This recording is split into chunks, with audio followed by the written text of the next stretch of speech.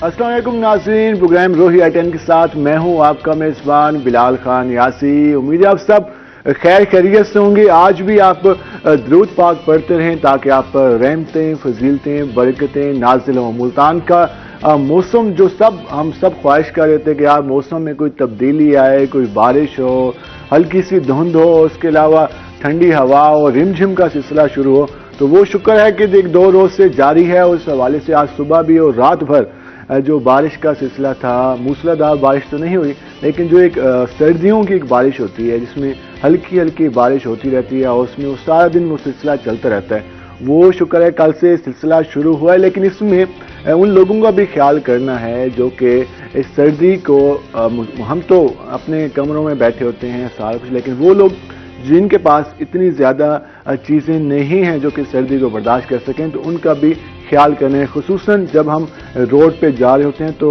एक हुकूमत की जानिब से एक अच्छा इक़दाम भी किया गया है कि मुख्तलिफ पनाहगाहें बनाई गई हैं, लेकिन उन पनाहगाहों के साथ साथ जो लोग हमें बाहर मिलते हैं उनका ख्याल करने के लिए भी हमें कुछ करना चाहिए। और एक और ज़िले इंतज़ामिया ने एहसास दीवार का एक सिलसिला शुरू किया। एक पहले तो हमने देखा कि उस दिन एक दिन तो वहाँ पे काम हुआ, लेकिन 2, 4, 5 दिन बाद जब देखा गया तो वो दीवार खाली थी, लेकिन दोबारा से उसका आगाज हुआ है। दोबारा से वहाँ पर लोगों को जो चीज़ें हैं, सामान है, गर्म मलबूसात हैं, वो दिए जा रहे हैं। तो एक अच्छी रूटीन है, इसको हर कॉलोनी में हर जगह पे इसको लेके आना चाहिए ताकि जो लोग हैं जो कि चीज़ें अवेल नहीं कर सकते उनको फराहम की जा सके। उसके साथ साथ जो कि हमारा एक रोज़ाना का आपका एक मैसेज होता है कि दूसरों का ख्याल लाजमी रखें। जब हम ये चीज़ अपने बच्चों में, अपने नौजवानों में लेके आ जाएंगे इस मैसेज को कि हमने अपना तो ख्याल करना है लेकिन दूसरों का भी ख्याल करना है, और ये इस्लाम हमें बार बार कहते हैं कि जो चीज़ अपने लिए पसंद करते हो वो अपने भाई के लिए भी वही पसंद करो।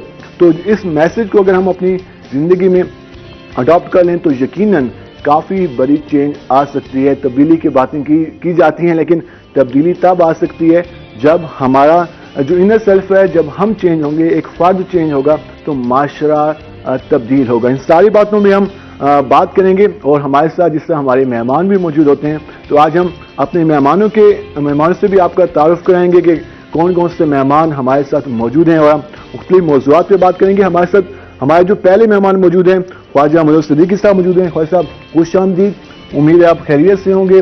और जो मौसम चल रहा है, कैसा जा रहा है मौसम, एंजॉय कर रहे हैं? मेरे ख्याल में कि इस मौसम की तो मुल्तानी दुआ किया करते हैं, और मुल्तान में वैसे भी सर्दी कम होती है और जब आती है तो उसमें दिसंबर को भीगा होना चाहिए और जनवरी भी भीगना चाहिए। तो दिसंबर के आखिरी जो दिन थे वो भीग गए भारत, और जनवरी का आगाज जो है वो रिमझिम से हो रहा है। नए साल का आगाज एक खूबसूरत मौसम से हो जाए तो उम्मीद है कि पूरा मौसम ही पूरा साल ही अच्छा गुजरेगा। और ये पाकिस्तान का हमारे उसका जो एरिया है उसका एक खासा है कि जहाँ पर हर मत जो मौसम है उसमें तब्दीली आती है, नया एक अंदाज आता है। तो ये खूबसूरत रंग है हमारे उसके, तो इन सब को हमें इंजॉय करना चाहिए। हमारे साथ हमारे दूसरे मेहमान मौजूद हैं, सोशल वर्कर हैं शेख मुमताज साहब। शेख साहब आपको खुश आमदीद, उम्मीद है आप खैरियत से होंगे, सुबह बखैर, और आप भी नए साल को यकीन एंजॉय कर रहे होंगे। अल्लाह ताला की रहमत है जिसे हमें बरान रहमत कहते हैं, और मुल्तान के लिए जो तकरीबन 8 महीने गर्मी में झुलसे हुए लोग होते हैं, जैसे एक तंदूर के अंदर किसी को डाला हो फिर उसको निकाला, और ये सिलसिला मार्च से शुरू हो जाता है और जाता है तकरीबन अक्टूबर तक। हाँ जी सर, बिल्कुल बिल्कुल ऐसे ही होता है।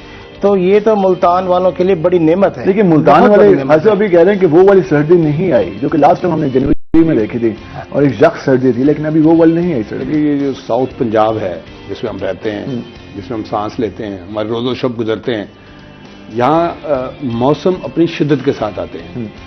अगर आप गर्मी का जायजा लें तो हमारा जो जोग्राफिया है, हमारा जो महल वकू है, इसमें जब हम मौसम की बात करते हैं तो यहाँ गर्मी भी इंतहा की पड़ती है, शदीद पड़ती है, झुलसा देने वाली होती है, और सर्दी भी शानदार पड़ती है। आमों ने पकना होता है तो गर्मी ज्यादा इंतहा की। मैं कहा करता हूँ कि हम जन्नत में भी रहते हैं और जहन्नम भी सहते हैं।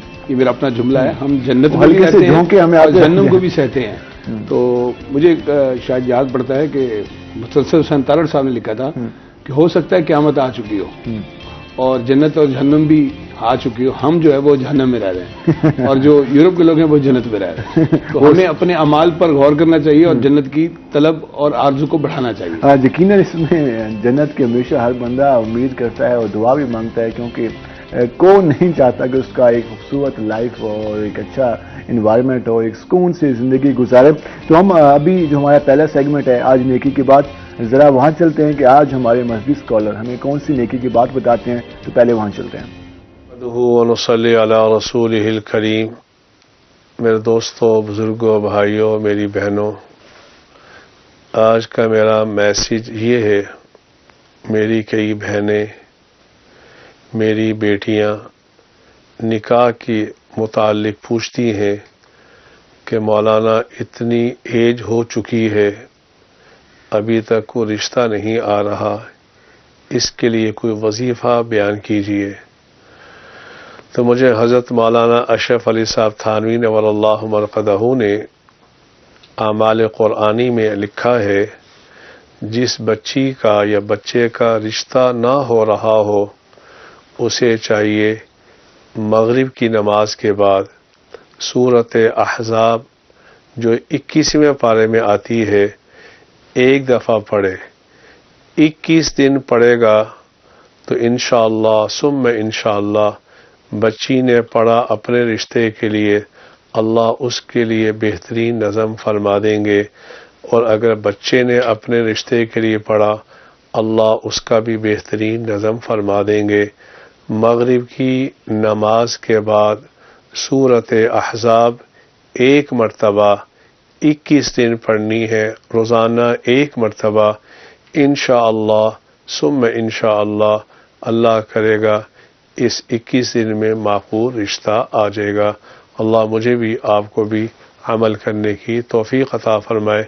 आमीन आमीन आमीन आमीन आमीन। अल्लाह पाक हम सबको अमल की तौफीक अता फरमाए। जिससे हम बात कर रहे थे मुल्तान के मौसम के हवाले से, और हमने बात की कि किस तरह से इसको एंजॉय करना चाहिए। उसके साथ साथ आज जो हम अगर अपने मौज़ूआत की बात करें तो हम आज बात करेंगे कि हम किस तरह से एक कामयाबी की बात की जाती है कि कामयाब इंसान क्या होता है, कैसे बना जाता है कामयाब इंसान, और उसके क्या टूल्स हैं, क्या किस तरह से बाज़ का हम कहते हैं कि ये उसके पास मालो दौलत ज़्यादा है, क्या वो कामयाब शख्स है या कोई और कामयाब होने का कोई और एक पैरामीटर रखा गया है, उस पर आज हम बात करेंगे। उसके साथ साथ एक हमारे माशरे की बात करें, हमारे मुल्क की बात कर लें तो हम कहते हैं कि हमारे 2 करोड़ बच्चे स्कूलों से बाहर हैं, और चाइल्ड लेबर की हम बात करते हैं तो आज चाइल्ड लेबर के हवाले से भी बात करेंगे कि किस तरह से हमारे बच्चे हमें नज़र भी आते हैं, वर्कशॉप्स पे जाते हैं, उसके अलावा बच्चे मास्क बेचते हुए नज़र आते हैं, उसके साथ साथ उस एज में काम करते हुए नज़र आते हैं जिस एज में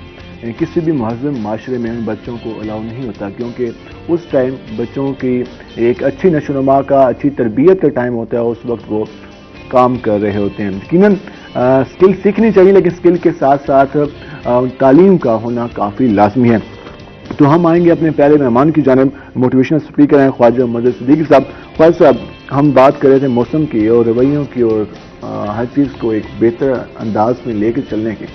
क्या समझते हैं कि ये जो पहले हम जरा मौसम, क्योंकि आज काफ़ी मज़ेदार सा मौसम है, तो कुछ लोग इस मौसम में भी सैड हो जाते हैं, वो कहते हैं यार ये सैड सा सॉन्ग लगा के जा रहे होते हैं, तो इस मौसम को कैसे गुजारना चाहिए, पहले ये बताएं। देखिए, अब जब शजर हजर धुल गए हैं, दरख्त भी और पत्थर भी और पत्ते भी धुल गए हैं, हमें भी अपनी मनफी सोचों को, अपने मनफी ख्यालात को, अपनी उदासियों को, अपनी मायूसियों को धो देना चाहिए, डिलीट कर देना चाहिए, रिमूव कर देना चाहिए। मौसम का ताल्लुक ना इंसान के अंदर से होता है। ये हर कोई कहता है कि यार अंदर का मौसम अच्छा है तो बाहर का मौसम भी अच्छा मैं वही अर्ज कर रहा हूँ ना कि अगर आपके अंदर का मौसम अच्छा होगा तो आपको बाहर का मौसम भी अच्छा लगेगा। अंदर का मौसम इंसान के अपने बस में होता है, अपने इख्तियार में होता है, उसको इन्हिसार होता है कि वो कैसे अपने अंदर के मौसम को अच्छा करेगा। जो एक मसरूफ शख्स होगा, जिसकी जिंदगी के अहदाफ होंगे, गोल होंगे, टारगेट होंगे, फोकस्ड होगा वो, यानी उसकी तवज्जो मरकूज होगी कि मुझे क्या क्या हासिल करना है, कितनी कितनी तगदो करनी है, और कितनी देर तक अपने हदफ तक, टारगेट तक, गोल तक पहुंचना है। उसके लिए मेन चीज पहले कि अपने गोल सेट करना। हाँ जी जी, हाँ। वो जिसका वर्क प्लान होगा, बिल्कुल, तो वो फिर उसके लिए उसका मौसम अंदर का अच्छा होगा, उसकी मसरूफियत होगी, उसकी दिलचस्पी होगी, उससे मालूम होगा ये टाइम मैंने कहाँ गुजारना है, कैसे गुजारना है, किसके साथ ये गुजारना है। तालीम है ना, तालीम लफ्ज, ये इसके मानी ये है कि इंसान की तालीम जो है इंसान की मुकम्मल नशोनुमा करती है। जो तालीम याफ्ता शख्स होगा, जिसकी मुकम्मल नशोनुमा हो रही होगी, हो चुकी होगी या इन प्रोसेस होगा, पाइपलाइन में चीजें होंगी, तो वो बहुत कम उदास होगा। उदासी के लिए ना तन्हाई चाहिए होती है, उदासी के लिए, गमनाकी के लिए और अकेलापन चाहिए होता है, और टाइम चाहिए होता है। जो मसरूफ आदमी होगा वो उदास होगा नहीं, तन्हा होगा नहीं, मायूस होगा नहीं। आपको मेरे मुल्क की अक्सरियत और खास तौर पर उसमें नस्ल नौ है, 9 उम्र लोग होंगे, 9 उम्र और नस्ल 9 में थोड़ा सा फर्क है। तो 9 उम्र के बाद जिसको आप टीन एजेस कहते हैं, फिर एक यूथ की एज आती है। ये लोग जो हैं हिजर के मौसम में हमेशा गिरे रहते हैं, हमेशा, हालांकि ये टाइम उनका आगे जाने का होता है, गोल्स बनाने का होता है। ठीक है, वो असल में ना कौम को ना सिमत नहीं बताई गई, मंजिल नहीं दी गई, गोल नहीं बताए गए। हमने, हमारे बड़ों का भी इसमें कसूर है कि हमने नई नस्ल को गोल नहीं दिया। हमारे तो ये जो मौसम से बात शुरू हुई थी, तो अगर आपको दिल का मौसम अच्छा रखना है ना, दिल का मौसम अच्छा है, तो आप तारीख पढ़ें, अक़वाम आलम की तारीख पढ़ें, बड़े लोगों की ऑटोबायोग्राफी पढ़ें। आप अगर उदास हैं, तन्हा हैं, तो फिर आप उसको, उस उदासी और तन्हाई को, मायूसी को दूर करने के लिए वो किताब ले लें, ताकि आपको बाहर का मौसम अच्छा, आपके पास इस मौसम में, मैं कहा करता हूँ मौसम अच्छा है, तो आपके पास किताब एक साथी होनी चाहिए। किताब वो बेहतरीन साथी है जो आपको धोखा नहीं देती। बिल्कुल ऐसी है, आपको तन्हा नहीं छोड़ती। किताबों से मोहब्बत होनी चाहिए, लेकिन हमारे यहाँ एक रवायत सी बन गई, जब से मोबाइल और दीगर चीजें आई हैं, तो किताब से रिश्ता कम हो गया हमारे मौसम का। किताब और चाय का कप हो, वाह, तो आप दुनिया की सैर कर सकते हैं। बिल्कुल ऐसी। अच्छा, आप बात कर रहे थे कि अगर आप मसरूफ रहना चाहते हैं तो गोल बनाएं, टारगेट बनाएं, उसको अचीव करने की। प्रॉब्लम क्या आता है? प्रॉब्लम ये आता है कि हमारे यहाँ लोग टारगेट बनाते ही हैं, लेकिन अगर उसमें नाकामी आती है तो घबरा जाते हैं। अगर वो हासिल कर लेते हैं, वो कहते हैं हमें क्रेडिट नहीं मिला, हमें जो हमें रिवार्ड मिलना चाहिए था वो नहीं मिला। तो क्रेडिट, सपोर्ट करना, किसी की तारीफ करना, किसी को कहना यार तुमने बहुत अच्छा काम किया है, तो ये कितना लाजमी है? हौसला शिकनी इंसान को कितना ज्यादा अपने गोल से पीछे हटाती है? देखिए, ये जो सवाल आपका है, ये एक सवाल में 4 सवाल किए आपने, एक सवाल में 4। मैं इन चारों को ना आपको इकट्ठा करता हूँ, गुलदस्ता बनाता हूँ। बात यह है कि हमारे पास जो हमारे वालिदैन हैं वो तरबियत याफ्ता नहीं है, उनकी अभी तरबियत नहीं हुई होती, शादी हो जाती है उजलत में और फिर बच्चे आना भी शुरू हो जाते हैं। तो तरबियत का खाना आइली जिंदगी में, माँ बाप के ताल्लुकात अच्छे नहीं है तो बच्चों पर असरअंदाज होगा। माँ बाप का गोल नहीं है तो बच्चों का भी गोल नहीं है। माँ बाप ने बच्चों को कोई बड़ा ख्वाब नहीं दिया, कोई बड़ा सपना नहीं दिया, कोई बड़ी मंजिल नहीं बताई, तो बच्चे बेरहनवी का शिकार होंगे। बाप ये कहेगा कि माँ इसको सुधारेगी क्योंकि उसके पाँव तले जन्नत है, वो देखे इसको, और माँ कहेगी बाप सर पे है, वक्त नहीं देता बच्चों को। दोनों मियाँ बीवी ये चाहेंगे कि स्कूल उनकी तरबियत करे। तो स्कूल तो आपको रैट रेस में लगाएगा कि आपको नंबर की रैट रेस में लगाएगा। वो कहेगा आपके बच्चे के नंबर ज्यादा नहीं। स्कूल को ये नहीं जरूरत कि आपके बच्चे का करैक्टर अच्छा हो, उसकी पर्सनालिटी अच्छी हो, उसको मैनर्स आने चाहिए, एथिक्स आने चाहिए। स्कूल की ये कोई तरजीह नहीं है। स्कूल ने तो कहते हैं कि फिजिक्स पढ़ो, केमिस्ट्री पढ़ो, मैथ पढ़ो, इंग्लिश पढ़ो, बायो पढ़ो और इसमें ढेर सारे नंबर लो, और हम बाहर बोर्ड लगाएं कि इस बच्चे ने 1100 में से 1058 नंबर लिए, 1100 में से 11 नंबर लिए, इसने 505 में से 500 नंबर। स्कूल का तो ये है। और टीचर्स को भी डांटा जाता है स्कूलों में, सरजनिश की जाती है कि आपके जो स्टूडेंट हैं उनके नंबर अच्छे लिए। अब चूंकि गोल नहीं है, चूंकि टारगेट नहीं है, और वो देना था स्कूल ने, वो देना था वालिदैन ने, वालिदैन के पास फुर्सत नहीं है। बाप को कमाने की फुर्सत है, वो कहता है कि गमे रोजगार में फंसा हुआ। बिल्कुल ऐसी। माँ कहती है घर के बखेरे बहुत है। स्कूल कहता है हमने इनके नंबर लाने हैं, बाहर बोर्ड लगना चाहिए कि हमने हमारे स्कूल के होनहार तालिब इल्म हैं। तो बच्चा पिस के रह गया।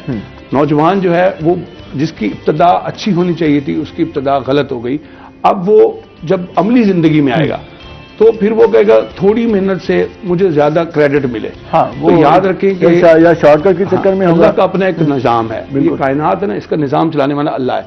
अल्लाह पाक किसी की मेहनत को जाया नहीं करते। ये असल में फिर एक और बात, एक तरबियत, गोल, सेट, सक्सेस, ये जो हम बात करें, फिर एक अल्लाह भी है जिसने हमें पैदा किया है, उसकी अपनी एक मैनुअल हमारे पास है कि हमने जिंदगी कैसे बसर करें। अल्लाह ताला तो उसको कामयाब कहते हैं जिसने आखिरत की तैयारी की। बिल्कुल। चूंकि हमारे पास दुनियावी इल्म में अल्लाह कहीं है नहीं, हम अल्लाह से तारुफ हासिल नहीं करते, तो अल्लाह का जो तारुफ है वो बताता है जिंदगी कैसे बसर करनी है। जिंदगी कैसे बसर करनी है, उसके यकीनन असूल भी हैं, ज़ाब्ते भी हैं और एक तरीकाकार भी है, लाइन ऑफ डायरेक्शन है सर। पूरा पैटर्न दिया गया है लाइफ गुजारने का। और अगर हम उसको अडॉप्ट करें तो ये जो मायूसी, डिप्रेशन, एंजाइटी और पता नहीं क्या क्या चीज़ें हम अपने माइंड में, अपने जो ज़ात है उसमें लेके आ गए हैं, अगर उस पैटर्न को जो कि उसवा हसना सल्लल्लाहु अलैहि वसल्लम के हवाले से है, अगर उसको हम फॉलो करें तो हमारी काफ़ी ज़्यादा चीज़ें बेहतर हो सकती हैं। और उसके साथ साथ जो कि अपने अंदर एक खलूस, मोहब्बत, प्यार, रहमदिली जैसे जो फैक्टर हैं उनको भी लेके आना होगा, तभी जो बाकी चीज़ें हैं, ज़िद, अना, गीबत, ये कम हो जाएंगी। हम जरा आते हैं अपने दूसरे मेहमान की जानिब। शेख मुमताज़ साहब, हमने मौसम की भी बात की, समोसे चाय रह गए हैं, चाय की बात ख्वाजा साहब ने कर दी, तो इस मौसम में वैसे आपको क्या पसंद होता है खाने में? फैमिली के साथ स्पेंड करते हैं या वैसे दोस्तों के साथ? सर एक मैं थोड़ी सी तस्वीर कर दूं, ख्वाजा साहब ने एक बात की है कि मुस्तनसर हुसैन तारड़ साहब का हवाला दिया है कि उसने कहा कि दुनिया के अंदर एक जन्नत है, एक जहन्नम है। ये मैं जाहिर बात है, मेरी जाती सोच है, ये मैं इसको फॉलो नहीं करता। देखिए, ये अल्लाह खलक़ अस्समावाति वल अर्ज़, ये कायनात अल्लाह ताला ने तख्लीक की है। बेशक अल्लाह ताला को मालूम है कि कहाँ कैसा मौसम रखना है, कहाँ कैसा मौसम। अब हमारे यहाँ जितने भी खिते हैं देखा गया है, वो एक देखें, ये रोही है ना, चैनल है, इसकी पूरी दुनिया में आवाज जाती है और इसको लोग फॉलो करते हैं। देखिए, अब अरब के जितने भी खिते हैं सारे गर्म हैं, ठीक है ना, क्या हम उन्हें वो ये लक़ब दे सकते हैं? ऐसा नहीं दे सकते। ये कायनात अल्लाह ताला की तख्लीक है। जैसे हमारे पाकिस्तान के अंदर बहुत अच्छे मौसम है, बिल्कुल खूबसूरत रंग है, तो इस हवाले से कोई डेफिनेशन हमें नहीं देनी चाहिए कि ये ऐसा है, ये ऐसा है, ये ऐसा है। अच्छा, दूसरी बात आपने कहा कि ये मौसम के हवाले से हम कैसे, देखिए अल्लाह ताला का निज़ाम है, जब अच्छा मौसम होता है इंसान को खुशी महसूस होती है, तो जब खुशी महसूस होती है जाहिर बात है एक अच्छी फीलिंग आती है। मेरी कोशिश होती है कि मैं मकसद है कि मेरे पास टाइम इतना होता नहीं है, क्योंकि सुबह ऑफिस जाता हूँ, शाम को भी एक ऑफिस जाता हूँ, तो इसलिए अगर जो घर में टाइम हो जाहिर बात है वो मैं खुद ही समोसे वगैरह ले जाता हूँ, चाय वगैरह बना के, फिर मौसम में समोसे वगैरह लाजमी है, चाय जाहिर बात है वो इसके लिए ना एक लाजमी जुज बन गया है। चाय के साथ समोसे, पकौड़े, ये लाजमी जुज बन गए। जब भी ये तो गर्मियों में भी अगर बारिश हो जाए तो लोग मकसद है कि दौड़ते हैं समोसे। वैसे हम रोजाना कहते हैं कि आप बाजारी अशिया ना खाएं क्योंकि आपकी इससे तबीयत भी खराब हो सकती है, क्योंकि जिस तरह का मौसम है। लेकिन ये जो मौसम है तो कोशिश करेंगे घर में ये चीजें बनाएं ताकि वो एक बेहतर उसमें अच्छे अंदाज में आप बनाएं, ताकि वो आपकी जो सेहत है उस पर ज्यादा इफेक्ट ना हो। शेख मुमताज साहब, चाइल्ड लेबर की हम बात करते हैं, अभी तक हम 21वीं सदी में पहुंच गए, 2022 शुरू हो गया, लेकिन आज भी हमारे बच्चे वर्कशॉप्स पर काम करते हुए नजर आते हैं और वो 10 साल से कम उम्र बच्चे होते हैं। इसके लिए हुकूमत को क्या स्टेप लेने चाहिए और सोसाइटी को क्या करना चाहिए? सर ये तो खुद भी आपने मकसद है कि वर्किंग जर्नलिस्ट हैं आप खुद भी, और मुख्तलिफ शोबों में जाते हैं, आते हैं, देखते हैं। यहाँ अलमिया ये है कि एक तो वालदैन की मजबूरी भी है, क्योंकि महंगाई इतनी हो गई है, गुर्बत है, बेरोजगारी। हैरान हुआ, हमारे पास एक भट्टा जात के सदर आए हुए थे, तो मैंने उनसे पूछा कि यार आप बच्चों से क्यों काम कराते हैं? तो उन्होंने कहा कि हम वालदैन को पैसे देते हैं। तो उन्होंने कहा कि आप हमारे यहाँ क्यों बच्चों को बंद कराएं, पहले वहाँ बंद कराएं, फिर हमारे यहाँ जो बच्चे का उनको बंद कराएं। अच्छा, तो ये तो एक अमूमी रवैया बन गया कि अच्छा, अब पता है क्या, पहले लोग चलो बच्चों को हुनर सिखाते थे, अगर एजुकेशन नहीं देते थे, स्कूल नहीं भेजते तो हुनर सिखाते थे, वो भी एक बेहतरीन चीज़ है, वो बच्चे की लाइफ बन जाती है, वो पाकिस्तान के अंदर हो या बाहर जाए तो हुनर तो होता है ना। अब यहाँ अलमिया ये है कि बच्चों को वो फैक्ट्रियों में डालते हैं, निमको फैक्ट्री, पापड़ फैक्ट्री, ये छोटी छोटी फैक्ट्रियाँ, दुकानें, वर्कशॉपें और होटलों पे, यहाँ बच्चों की जिंदगी बर्बाद हो जाती है। अब देखें, एक बच्चा है वो कम उम्र में तो वो जाहिर बात है वो घर के सर्कल चलाने के लिए वो मेहनत मजदूरी करता है, लेकिन जब वो बड़ा होता है तो वो उसकी सोच में आता है कि मैं सारी जिंदगी मजदूरी करूंगा। 8-10 साल का बच्चा 30-35 साल 40 साल जो अफराद हैं उनके साथ काम कर रहा है, उनके बर्तन उठा के जा रहा है, उनके सामने बैठा है, वो कहाँ से, वो क्या सोच लेके वहां से? अच्छा, कल यकीन माने एक मैं नौजवान था, वो ना मोटरसाइकिल रिक्शा चला रहा है, वो कहता है कि यार मैं ना, पंजाबी में मुझे कहता है कि यार मैं गया मकसद है कि 40 थान लैके तो मैंने ना 150 रुपये दिते उन्हें कहा यार 150 लेना तो ठीक है नहीं तो फिर तो ऐसे किसी और को कह देंगे हैं। तो ये यहाँ ये है कि वो अफसोस का इजहार कर रहा था। यकीन बात है ये आपकी बात वैलिड है कि वो अफसोस का इजहार कर यार मेरा माँ प्यो मैंने पढ़ा देंदा मैंने कोई हुनर सिखा देंदा मैंने हुनर सिखा देंदा मैं आज ये मकसद है कि ये बड़ा ख्वारी वाला काम है जरा मैं करदा पे। तो ये बात ये है कि ये इसके अंदर जहाँ एलिमेंट गवर्नमेंट का भी होता है वहाँ हमारा अपना भी है मुआशरती रवैये भी है ऐसे। अब ख्वाजा साहब जो है ये मकसद है कि बेहतरीन अंदाज से मोटिवेशनल है मकसद है कि लोगों को गाइड करते हैं मकसद हर सतह पे। लेकिन अलमिया यहाँ ये है कि यहाँ सरमायादार सनतकार ताजर किसी भी लेवल का आदमी है कारखानेदार वो बच्चों को तरजीह इसलिए देता है कि उसको वो एक तो कम पैसे दे के कम पैसे दे के उजरत काम ज्यादा लिया जाता है। वो कहता है यार ये बंदा बूढ़ा हो गया ये काम कर नहीं सकता बच्चे को रखता है वो 10-12 साल का वो उससे वही काम लेता है मेहनत मजदूरी का उससे आधी तनख्वाह देता है वो आधी। हमारे यहाँ अब देखें ना ये घरेलू सनत जिसको हम कहते हैं घरेलू सनत पावर लूम्स यकीन माने सबसे बड़ा जबर है चाइल्ड लेबर में। यहाँ सबसे ज्यादा चाइल्ड लेबर है वो नलियों में लगे हुए हैं बच्चे मशीनों के अंदर मुख्तलिफ काम कर रहे हैं। सबसे बड़ी चाइल्ड लेबर जो है ना ये घरेलू सनत जिसे हम कहते हैं। यहाँ वो टैक्स भी नहीं लेते वो कुछ भी नहीं करते लेकिन बच्चों को वो काम कराते हैं। ये बच्चों से यकीनन घर में जो काम है वो बच्चे करते हैं लेकिन इसमें जो बड़ी मेन चीज़ है वो उनकी तरबियत के हवाले से उनकी तालीम के हवाले से बेसिक तालीम ही जब बच्चा नहीं हासिल कर रहा तो फिर जो भी वो काम कर ले तो यकीनन उसकी जो लाइफ है वो उसको हमेशा उससे नामुकम्मल रहेगी। तो हम इस पर मज़ीद भी बात करेंगे ब्रेक पे जाएंगे ब्रेक से वापस आएंगे तो ज़रा बात करेंगे कामयाब इंसान क्या होता है कैसे बनता है और उससे क्या टूल हैं तो इस पर बात करेंगे। हमारे साथ रहेगा मिलते हैं शॉर्ट ब्रेक के बाद।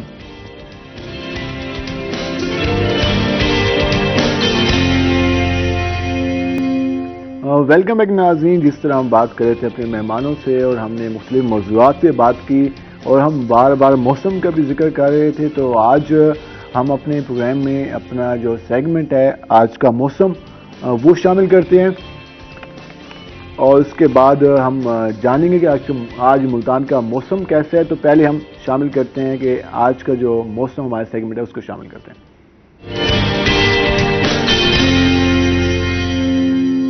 मौसम की जैसे हम बात करें तो मौसम की क्या सूरत हाल है आइंदा 2-3 रोज में मुल्तान का मौसम कैसा रहेगा क्या सूरत हाल रहेगी तो उस पर बात करने के लिए हमारे साथ हमारी रिपोर्टर सुहिरा तारिक मौजूद हैं।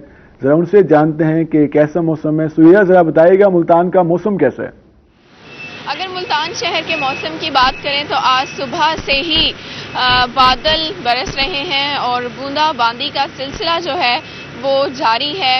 कल रात जो बारिश हुई थी वो अभी तक वक्फे से जारी है और इस वक्त आसमान पर स्याह बादलों का राज है और ठंडी हवाएं भी चल रही हैं। इसलिए कहा जा सकता है कि मौसम जो है वो अब शदीद सर्द हो चुका है। इसी तरह से अगर बारिशों की बात की जाए तो माहिरीन मौसमियात का कहना है कि 7 से 8 जनवरी तक इसी तरह से बारिशें जारी रहेंगी। तो मुल्तान के शहरी जो हैं वो अपनी तैयारी मुकम्मल रखें क्योंकि आने वाले दिनों में मज़ीद सर्दी बढ़ने का भी इम्कान है। अगर हम दर्जा हरारत की बात करें तो आज ज़्यादा से ज़्यादा दर्जा हरारत 21 डिग्री सेंटीग्रेड जबकि कम से कम 13 डिग्री सेंटीग्रेड रिकॉर्ड किया गया है। हवा में जो नमी का तनासुब है वो 78% तक रिकॉर्ड किया गया है।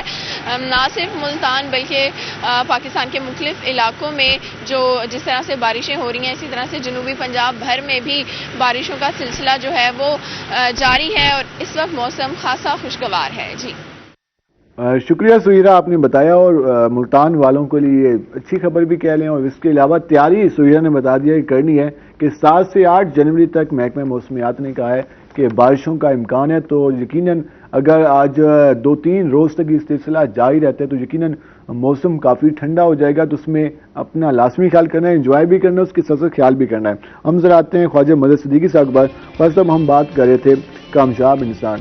कामयाब इंसान बेसिकली कौन सा इंसान किसको हम कह सकते हैं कामयाब? क्या ये किसी के पास कोई ओहदा है क्या मालो दौलत है क्या उसने बहुत सारी कामयाबी गोल अचीव किए हैं? कामयाबी बेसिकली है क्या? देखिए कामयाबी की कोई मुतय्यन तारीफ नहीं है कोई एक डेफिनेशन नहीं है। एक शख्स जो माउंट एवरेस्ट को सर करता है उसके नज़दीक कामयाबी है। एक शख्स जो है वो मीडिया से रिलेटेड है उसके सामने बिलाल न्याजी एंकर है वही चैनल का तो ये बड़ी कामयाबी है। एक शख्स मुल्तान से ग्वादर तक साइकिल पे जाता है, उसकी ये बड़ी कामयाबी है। एक शख्स की कामयाबी 7-8 फैक्ट्रियां हों, 4-5 प्लाजे हों, 10-12 बंगले हों, उसके नज़दीक ये कामयाबी है। अल्लाह और उसके रसूल ने कामयाबी कुछ और कही है। उनका ये कहना है, उनका अल्लाह का ये फरमाना है कि कामयाब हुआ वो शख्स जिसने अपनी आखिरत की तैयारी कर ली, जिसने दुनिया में रहते हुए दुनिया को अपने ऊपर ओढ़ा नहीं। दुनिया में ये जो सहाबा का सिलसिला था ना, कामयाबी के हवाले से थे, वो ये था कि वो एक तौहीद की दावत होती थी कि अल्लाह को एक मान लें, और उसके बाद अपना सौदा कर लें अल्लाह के साथ कि आपको आखिरत चाहिए, जन्नत चाहिए। एक सहाबा की एक जमात मदीना मुनव्वरा में आप सल्लल्लाहु अलैहि वसल्लम के पास आई और कहने लगे कि अल्लाह के रसूल, मुहाजिरीन को ये सहूलतें हासिल हैं, मुहाजिरीन को ये सहूलतें हासिल हैं, मुहाजिरीन को ये सहूलत, हमने तो ज़्यादा कुर्बानी दी है, हमने अपना घर बाल बच्चे बीवियाँ सब चीज़ मक्का वालों के लिए कुर्बान कर दी है, हमारे पास तो ये नहीं है, ये नहीं है, ये।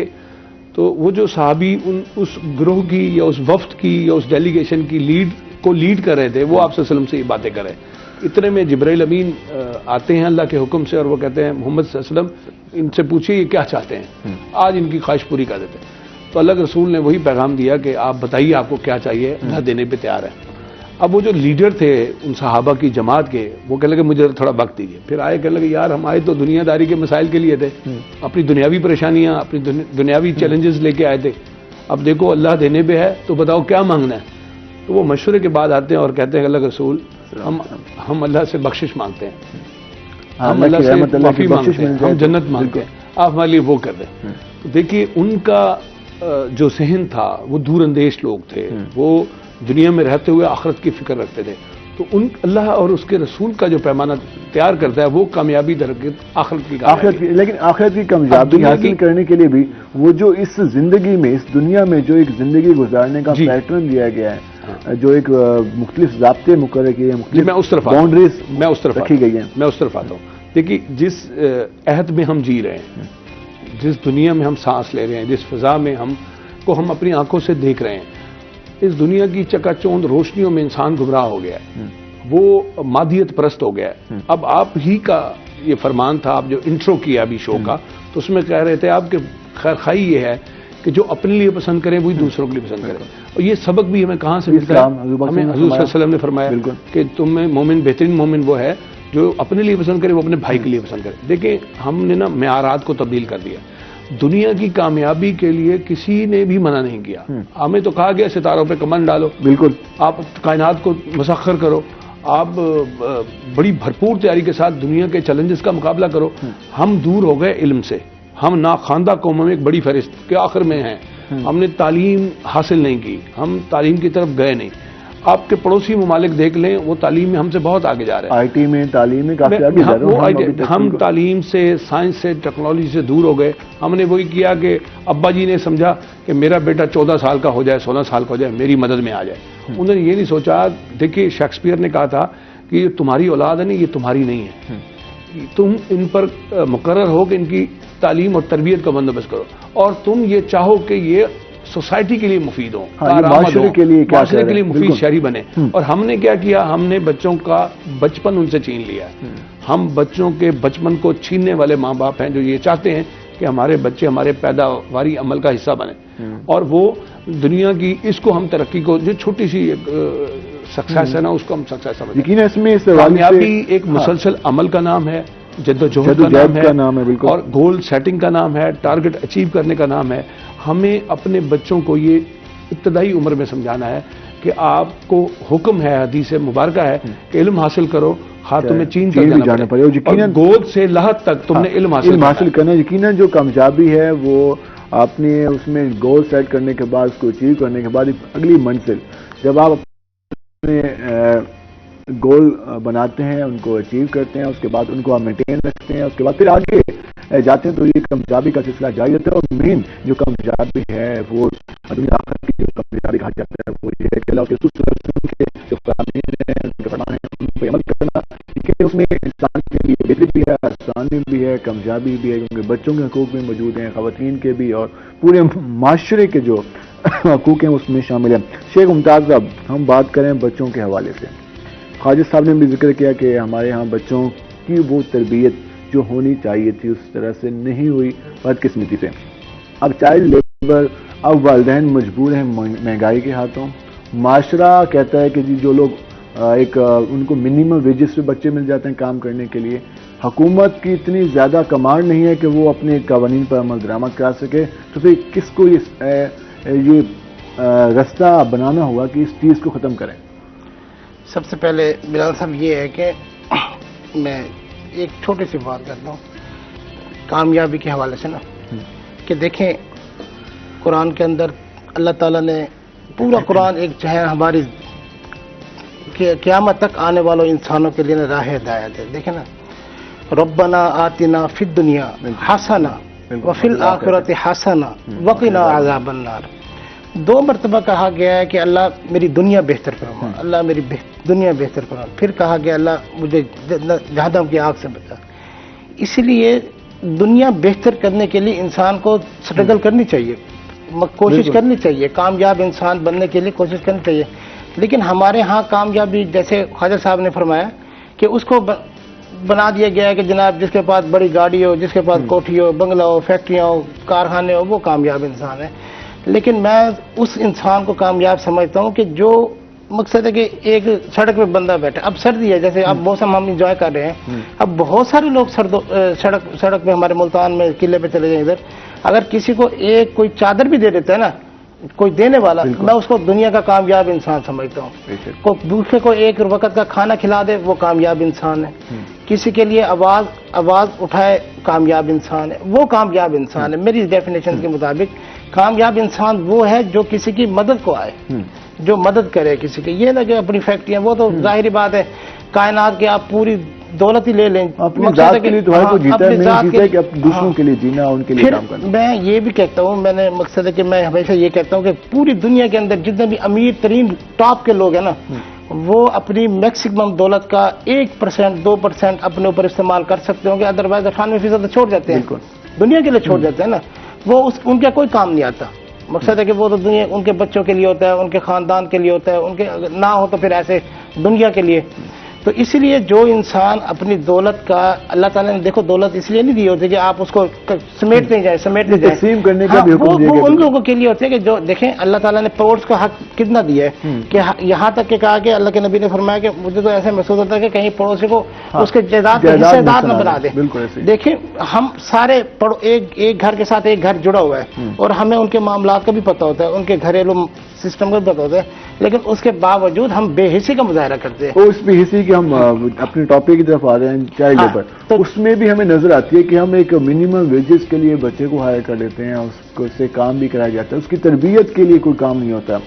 हुकूमत ने ये कहा था कि अब सेकंड टाइम स्कूल भी शुरू करें, क्या ये कोई कामयाब होंगे? या सर बिलाल साहब ये देखें ना, अब पाकिस्तान के अंदर, हमारे मुल्तान के अंदर देख लें, बड़े बड़े अमीर लोग हैं, ब्यूरोक्रेट्स है, सनतकार है, बिजनेसमैन है, बड़े अमीर लोग जितने भी हैं, उनकी कोठियों में कौन काम करता है? बच्चे, छोटे छोटे बच्चे काम करते हैं। उनके बच्चे तो जाते बड़े आला तालीमी इदारों में, बड़े मकसद के महंगे तरीन, जबकि उनके बच्चों को तो वो पुरानी किताब भी नहीं देते कि चलो यार इसको देख तो लो, पढ़ भी लो, नहीं होता ऐसा। यहाँ इस्तेहसाली निज़ाम है। मकसद है कि हर बंदा जो है ना, वो खुद तो अपने आप को बेहतर से बेहतर करता जा रहा है, अपनी नस्लों को, लेकिन दूसरों की नस्लें बर्बाद कर रहे हैं। ये दूसरों की नस्लें बर्बाद कर रहे हैं। यहाँ आप देखें, पंजाब एजुकेशन फाउंडेशन के स्कूल आए, एक अच्छा इकदाम है हुकूमत का, बहुत अच्छा, मैं कहता हूँ बहुत अच्छा। इससे वालिदैन का बोझ कम हुआ है। यहाँ लाखों बच्चे मकसद है कि तालीम गवर्नमेंट सेक्टर पे एतमाद नहीं था, प्राइवेट सेक्टर में देखें वालिदैन को मौका मिला कि वहाँ अपने बच्चों को एडमिट कराएं, वहाँ पे एडमिशन है उनका, वहाँ पे जहाँ बच्चे 500 रुपए 1000 रुपए फीस देते थे जिन स्कूलों में, वो जब पंजाब एजुकेशन फाउंडेशन से हुए, वालिदैन का बोझ खत्म हो गया है। और वालिदैन जो मकसद है कि उनसे स्कूल से लाताल्लुक हो रहे थे बच्चों को कराने के लिए, उन्होंने उसको कंटिन्यू किया। तो ये बड़ा अच्छा एग्जाम है, ये होने चाहिए। मैं कहता हूँ वो स्कूल का जहाँ जहाँ कोई भी प्राइवेट सेक्टर में काम कर रहा है, चाहे वो अपने तौर पे कर रहा है, गवर्नमेंट सेक्टर में, ये बेहतरीन काम है। चलो दिए से दिए जलता रहे और इंशाल्लाह ये रोशन होगा। इंशाल्लाह इसमें काफी ज्यादा बेहतरी आएगी। उसमें मेन चीज ये है कि जो हुकूमत ने, एक सबका हुकूमतों ने ये प्रोग्राम शुरू किया था, पंजाब एजुकेशन जो प्रोग्राम था, उसमें काफ़ी ज़्यादा हम देखें कि साउथ पंजाब में इस पर काफ़ी काम हुआ, क्योंकि यहाँ पर वालिदैन की जो इनकम है होती है वो काफ़ी कम होती है, और वो चाहते भी हैं कि अपने बच्चों को अच्छे स्कूलों में एक मियारी जहाँ पे तालीम हो वहाँ पर तालीम हासिल करें। तो इससे जो स्कूल इसमें शामिल किए गए, हज़ारों स्कूल शामिल किए गए, तो काफ़ी ज़्यादा लाखों बच्चे अब इसमें तालीम हासिल करें, तो यकीनन ये एक अच्छा इकदाम है। उस तरह के मज़ीद इकदाम भी होने चाहिए। ख्वाजा मज़हर सिद्दीकी साहब, हमने कामयाबी के हवाले से बात की, अब वर्क प्लेस के हवाले से बात करते हैं। वर्क प्लेस पे किन बातों का ख्याल करना चाहिए? ये यहाँ तक कहा गया है कि अपने साथ बैठे हुए शख्स का भी ख्याल करो कि वो भी आपके रवैये की वजह से, आपकी गुफ्तगू की वजह से परेशान हो। हमारे यहाँ जो आप तक रूटीन है, चाहे वो ऑफिस से हो या उसके अलावा हमारे यहाँ जो दीगर जगह हों, तो वर्क प्लेस पर किन बातों का ख्याल करना चाहिए? देखिए, सवाल बहुत उम्दा है और इस पर बहुत देर बात की जा सकती है। मैं ये कहता हूं कि हम खा घर में हों, खा तालीमी इदारे में हों, या किसी दफ्तर में हों, किसी सनत पे हों, किसी फार्म हाउस पे हों, कोर्ट में हों, हस्पताल में हों, हर जगह काम करने वाले एक यूनिट होते हैं। उनमें यूनिटी होनी चाहिए, उनमें इत्तेहाद होना चाहिए, उनमें ईसार होना चाहिए। एक दूसरे की बात को बर्दाश्त करने के लिए उनके अंदर तहम्मुल आना चाहिए, रवादारी होनी चाहिए। बिल्कुल, आप स्पेस दें दूसरों को, क्योंकि हम मुख्तलिफ सोचों, मुख्तलिफ ख्यालों के लोग, मुख्तलिफ जहन बने होते हैं, हमारी बुनियाद बनी हुई होती है, हम काम पर आते हैं। उसके लिए पहले उसके लिए हमें जजमेंटल नहीं होना चाहिए। जी हाँ, अब जब पहले हम जजमेंटल हो जाएंगे तो फिर पहली राय कायम कर लेंगे। जब जो काम करते हैं ना, जहाँ लोग, वहाँ खवातीन भी होते हैं, वहाँ मर्द भी होते हैं, वहाँ कम उम्र भी होते हैं और ज्यादा बड़ी उम्र के अफराद भी होते हैं। उनमें ईसार होना चाहिए, बर्दाश्त होनी चाहिए, रवादारी होनी चाहिए, यूनिटी होनी चाहिए। जब टीम खेलती है ना सर, तो वो 11 प्लेयर नहीं होते, पीछे इतने होते हैं, इतने ही ट्रेनर बैठे होते हैं, तो वो 22-23 लोग खेल रहे होते हैं और तब जाकर टीम जीतती है। और उसका पूरी स्पोर्ट अलग होती टीम है। जीतती है। बिल्कुल। तो जब किसी दफ्तर में काम कर रहे हो, यहाँ भी ना, मैंने अर्ज किया, मुख्तलिफ सोचों के लोग। यहीं से हम इसका आगाज करेंगे, एक ब्रेक पे जाएंगे, ब्रेक से वापस आएंगे तो हम मजीद बात करेंगे एक वर्क प्लेस पर हमें किस तरह रहना चाहिए, किस तरह से काम करना चाहिए, किस तरह से बेहतर काम कर सकते हैं। तो उस पर हम बात करेंगे। हमारे साथ रहेगा, मिलते हैं शॉर्ट ब्रेक के बाद।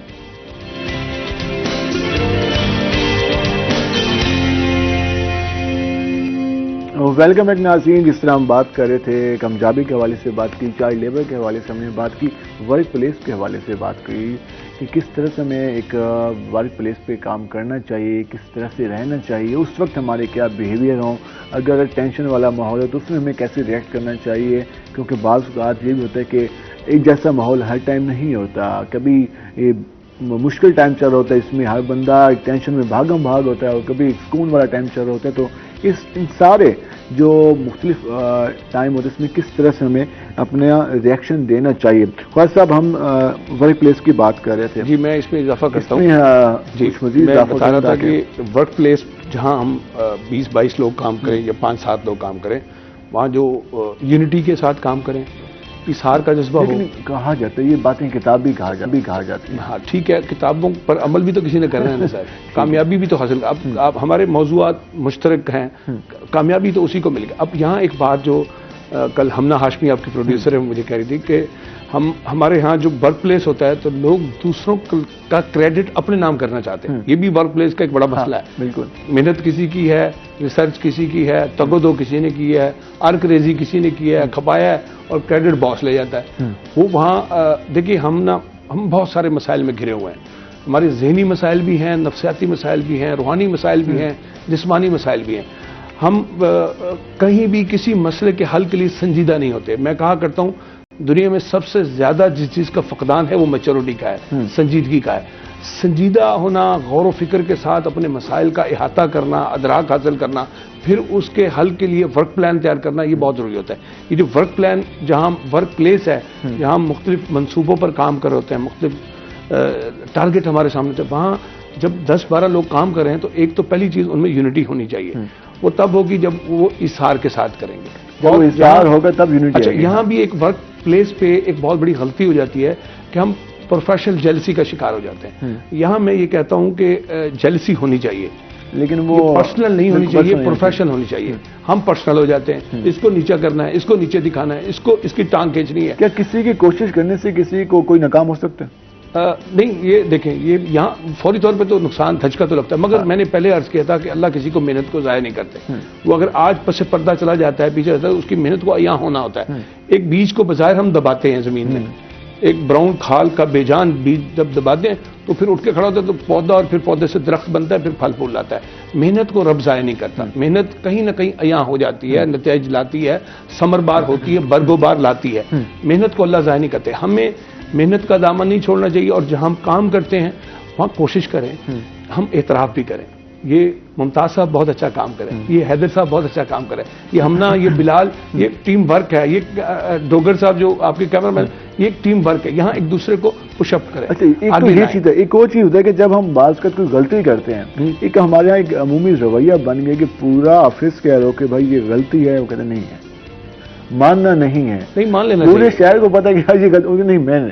तो ये जो हम नहीं मानने वाली अपनी जात में से वो चीज अगर फंस के एडमिट कर लो, सॉरी कर लो, क्या हो जाएगा, इस पर नहीं आते लोग। मैं बिलाल साहब इसी जगह इसी शो में यहाँ कह के गया हूँ, हमें बचपन में बच्चों को 2 लफ्ज सिखाने चाहिए, वो वर्क प्लेस में बड़े काम आते हैं। अगर बचपन से सीखे होंगे ना, पहला लफ्ज जो बच्चे को सिखाए ना वो थैंक यू सिखाए, बहुत शुक्रिया, थैंक यू वेरी मच, जज़ाकल्लाह, बारकल्लाह, अल्लाह आपको बरकत दे, अल्लाह आपको इसका अच्छा बदला दे, अल्लाह आपको इसका बेहतरीन जजा दे, बेहतरीन जजा अल्लाह आपको दे। ये, और दूसरा लफ्ज को सॉरी सिखाना चाहिए, मुझसे गलती हो गई। गलती का एतराफ इंसान को बड़ा आदमी बनाता है। यहाँ पे हमने ये भी देखा है कि अगर कोई सॉरी कहते हो, कहते हैं आपने आदत ही बना लिया। नहीं नहीं नहीं, वो देखिए फिर वही बात है ना, आप अपने जहां जिन लोगों के साथ काम करते हैं। मैं एक और बात आपको इसी बात से, वर्क प्लेस वाली बात से जुड़ी हुई बात बताऊं। जब आप इशार करेंगे ना, इशार का भी मतलब क्या है?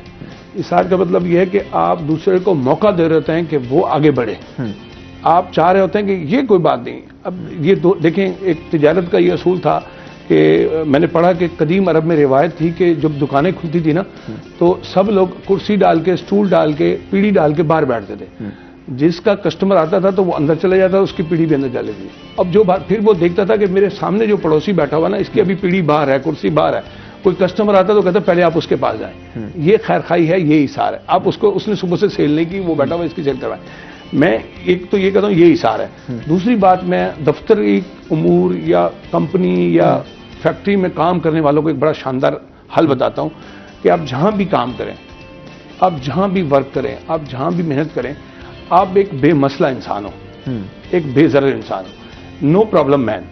आप दूसरों के लिए रुकावटें, परेशानियां बेमसला इंसान बन जाएं तो आप कायनात में हर दिल अजीज इंसान बन जाएंगे। अगर आप हर जगह प्रॉब्लम क्रिएट करेंगे, ट्रबल क्रिएट करेंगे, लोगों की जानो माल आपसे गैर महफूज हो जाएगी, लोगों के जज्बात, लोगों के एहसासात, लोगों की इज्जत नफ्स, आप उसको उछालेंगे, बेइज्जत करेंगे, तंज करेंगे, तौहीन करेंगे, तजलील करेंगे, तो आप छोटे पड़ जाएंगे। यकीनन इस हवाले से खौफजदा ना हो। आप कहीं किसी मजलिस का हिस्सा बने तो आपसे कोई खौफजदा ना हो कि आप उसको नुकसान पहुंचाएं। इस हवाले से सबसे वही मेन बात कि अगर आप कहीं भी काम करते हैं तो आपके साथ जो लोग मौजूद हैं वो आपसे कम से कम आपकी जुबान से, आपके जो हम कहते हैं याला हमें शैतान के शर से महफूज रखना। तो जो हमसे अगर चीज़ें लोग हमसे हमारी वजह से परेशान हो रहे हैं तो ये सबसे बड़ी बदकिस्मती की बात होगी। शेख मुमताज साहब, लास्ट में हम आएंगे, चाइल्ड लेबर जो हो रहा है इसको अब रोका कैसे जा सकता है? हुकूमती इक़दाम, सोसाइटी के हवाले से हमने कहा कि सोसाइटी भी अब जिस तरह से पैटर्न में चली हुई है, अब इसका हल क्या हो सकता है? किस तरह के संजीदा स्टेप लेने चाहिए? सर देखें, जब भी किसी मामले को सुलझाना हो ना, तो अगर संजीदा हो, इदारे संजीदा हो, मुतलका, देखिए यहाँ इतने महकमे हैं, इतने महकमे बने हुए हैं, लेकिन काम कोई नहीं है। अगर तमाम महकमे अपने अपने जो काम जिम्मेदारी है वो करें ना, कुछ भी नहीं, हर चीज़ बिल्कुल एक्यूरेट हो जाती है। अच्छा, जैसे कहा जाता है पुलिस बनी हुई है तो, लेकिन वो पुलिस जुराइम को फ़रोग देती है, महकमा एंटी करप्शन है तो वो करप्शन बढ़ती है। इसी तरह इदारे जो है ना, अब चाइल्ड लेबर है, मकसद है कि महकमा लेबर डिपार्टमेंट है, अगर वो चाहे, यकीन माने मुल्तान के अंदर, हम अपनी बात करते हैं शहर की, मुल्तान के अंदर कम से कम अगर वो सही आज से ही काम शुरू कर देना, मुल्तान के अंदर पहले दिन से ही 50% लेबर कम होना शुरू, चाइल्ड लेबर कम होना शुरू हो जाएगी। उसके लिए एक विजन चाहिए, उसके लिए सारा कुछ है। जब वो इंस्पेक्टर के मुझे ना फ्यूल मिलता है, ना फोर्स मिलती है, ना मुझे एक्स्ट्रा अलाउंस मिलता है, तो मैं कैसे काम करूँ? यहाँ तो इस तरह की जवाब आ जाते हैं ना। फिर सर देखिए, वो जवाब तो आप जो मर्जी पैदा कर लें। अच्छा, वो होता है सर, फंड भी होते हैं, सारी चीजें होती हैं। अब पुलिस वाले को कहो ना रेड करने जाना है, वो कहते हैं जी पहले मेरी गाड़ी में पेट्रोल डलवाओ। तो ये हालांकि उनके पास पेट्रोल तो इजाफी होता है, वो तो फरोख्त करते हैं अपने हिस्से का, मकसद है कि अपने जो होता है उनके खाते में। इसी तरह देखें, अच्छा वो तो चलो महकमों की बात होगी, इनफरादी तौर पर भी हमें बहसियत कम से कम हम जिस इंसान के बच्चे हैं ना, उस इंसान को खुदा का खौफ करना चाहिए कि यार ये भी आखिर किसी के बच्चे हैं। अब आप दूर ना जाए, जनरल बस स्टैंड पे चले जाएं, ट्रक स्टैंड पे चले जाएं, अब यकतरीन सर्दी है, उनके पाँव में जूती, बिल्कुल चप्पल, हवाई चप्पल होगी, पर छोटी चप्पल, और उनको स्वेटर भी नहीं होगा, वो बेचारे काम कर रहे हैं, उनको खुदा का खौफ ही नहीं है, काम करते, लेकिन उन्हें चाहिए कि यार वो अपने बच्चों से की तरह नहीं देखते, लेकिन इंसानों के बच्चों की तरह देखे ना, वो भी आखिर किसी के बच्चे हैं। लास्ट में क्या पैगाम देना चाहेंगे? मैं लास्ट में तो ये पैगाम देता हूँ, देखें अल्लाह ताला फरमाते हैं लक़द ख़लक़नल इंसान फ़ी अहसनि तक़वीम, हमने इंसान को खूबसूरत पैदा किया है, तो मैं कहता हूँ इंसान खूबसूरत बन के दिखाए ना। हाँ, उस हवाले से यकीनन जो हमारे काम है, उस हवाले से एक्टिविटीज हैं, वो भी खूबसूरत अंदाज होनी चाहिए। और साहब मुख्तसरन क्या पैगाम देना चाहेंगे? मैं अपने व्यूअर्स को ये कहूँगा कि अपनी सोच को पाकीज़ा रखें। नया साल है, शुरू के अयाम हैं, इब्तदाई अयाम में अपनी सोच को पाकीज़ा रखें, अपने ख्याल को पाकीज़ा रखें, अपने सपनों और ख्वाबों को पूरा करने के लिए जदोजहद जारी करें और वर्क प्लान तैयार करें इस नए साल का कि मुझे अपना वजन कम करना है, अपनी शख्सियत को बेहतर बनाना है। हम पर्सनैलिटी डेवलपमेंट और पर्सनैलिटी ग्रूमिंग की तरफ आ जाएं और ये सोचें कि हमारा आज हमारे गुजरे कल से बेहतर होगा तो हम बेहतरीन इंसान बन सकते हैं। ख्वाजा मदद सिद्दीकी साहब आपका शुक्रिया हमारे प्रोग्राम में, शेख मुमताज साहब आपका शुक्रिया हमारे प्रोग्राम में। नाज़रीन, जिस तरह आपने जाना कि किस तरह से हमें अपनी लाइफ को गुजारने के लिए काम करना चाहिए, एक ऑफिस में अगर हम रहते हैं तो उसमें हमें किस तरह से रहना चाहिए, चाइल्ड लेबर के हवाले से हमने तफसीली गुफ्तगू की कि किस तरह से जो हमें वर्क प्लेस पर मुख्तलिफ जगहों पे बच्चे काम करते हुए नजर आते हैं, तो उसके लिए हुकूमत को, माशरे को क्या इकदाम लेने होंगे। तो हम ब्रेक पे जाएंगे, ब्रेक से वापस आएंगे तो हमारे साथ हमारे नए मेहमान मौजूद होंगे, हमारे साथ रहेगा। मिलते हैं शॉर्ट ब्रेक के बाद।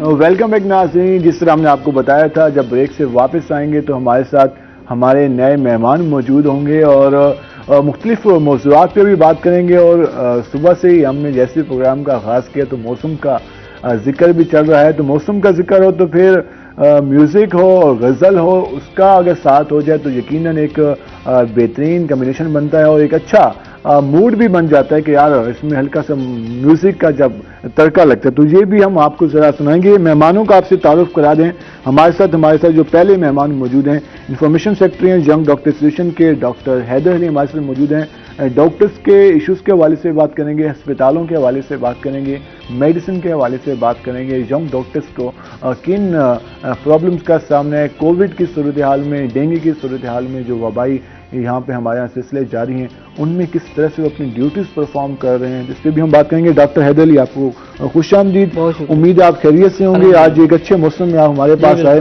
तो यकीनन हम इस सवाल से जानेंगे। उनके साथ हमारे साथ जो दूसरे मेहमान मौजूद हैं, गज़ल गायक हैं, अच्छे सिंगर हैं, एजाज गोहर।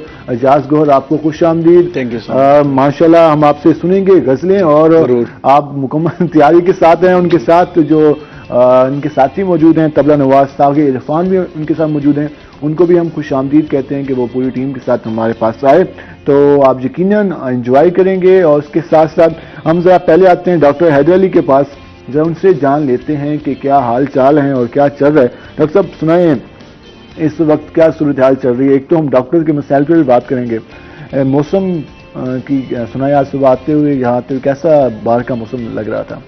जी बिलाल भाई, मौसम आज बहुत सुहाना है बेसिकली। और मैं तो क्योंकि दूर से आता हूँ अपने वर्क प्लेस पे, तो पहले तो मैं सोचा था कि नहीं जाना चाहिए, बारिश बहुत है, बट आई थॉट के जो है ना यही मौसम है बाहर निकलने का, तो अल्हम्दुलिल्लाह हम आए हैं, बहुत अच्छा एंजॉय कर रहे हैं। स्कूल में जब होते थे तो इस तरह का मौसम बनता था तो हम दुआ मांगते थे कि बारिश हो जाए ताकि स्कूल की छुट्टी हो जाए, लेकिन आज तक उससे छुट्टियां चल रही हैं और दोबारा से भी एक रिकमेंडेशन गई है कि सर्दी में इजाफा हुआ है तो छुट्टियों में को मज़ीद एक्सटेंड की जाए। अब देखना ये कि हुकूमत क्या डिसीजन लेती है, लेकिन यकीन इस तरह का मौसम एंजॉय करना चाहिए। वैसे डॉक्टर हर किसी को बताते हैं कि यार बाजारी शा नहीं खानी है, आपका गला ख़राब हो जाएगा, फ्लू हो सकता है, गैस्ट्रो हो सकती है, तो आप खुद कितना एहतियात करते हैं इस मौसम में? मैं आप देख लें, I am 25 year old and मेरा BMI बिल्कुल नॉर्मल रेंज में है और अल्हम्दुलिल्लाह मैं फिट हूँ और मैं कोई beverages, soft drinks, cold drinks, ये सारी चीजें लेकिन इस मौसम में समोसे, चाय और समोसे नहीं, बिल्कुल नहीं, कभी शायद साल में एक दफा, 2 दफा। ठीक है, मुझे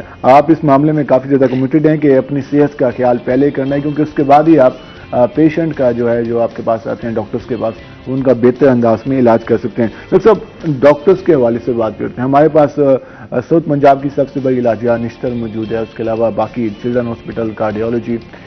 डॉक्टर्स को इस वक्त किन प्रॉब्लम का सामना, एक जो अमूमी तनकीद भी की जाती है कि डॉक्टर्स की डिमांड हर वक्त ज़्यादा होती है, सैलरीज अच्छी होती है, लेकिन डिमांड्स उनकी रहती है, उस तरह से वर्क नहीं हो रहा होता।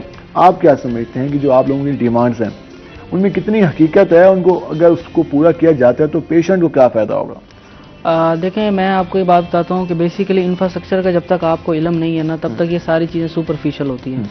आपको लगता है कि डिमांड भी सुपरफिशियल है और आपको लगता है कि इनकी पेज भी बहुत अच्छी हैं, बट जब आप ग्राउंड रियलिटीज़ की बात करेंगे ना, हमारे जो हाउस ऑफिसर्स हैं यंग डॉक्टर, वो 6 साल हो गए उनकी जो उनका स्टाइपेंड उसमें 1 रुपये का भी इजाफा नहीं हुआ 6 साल से।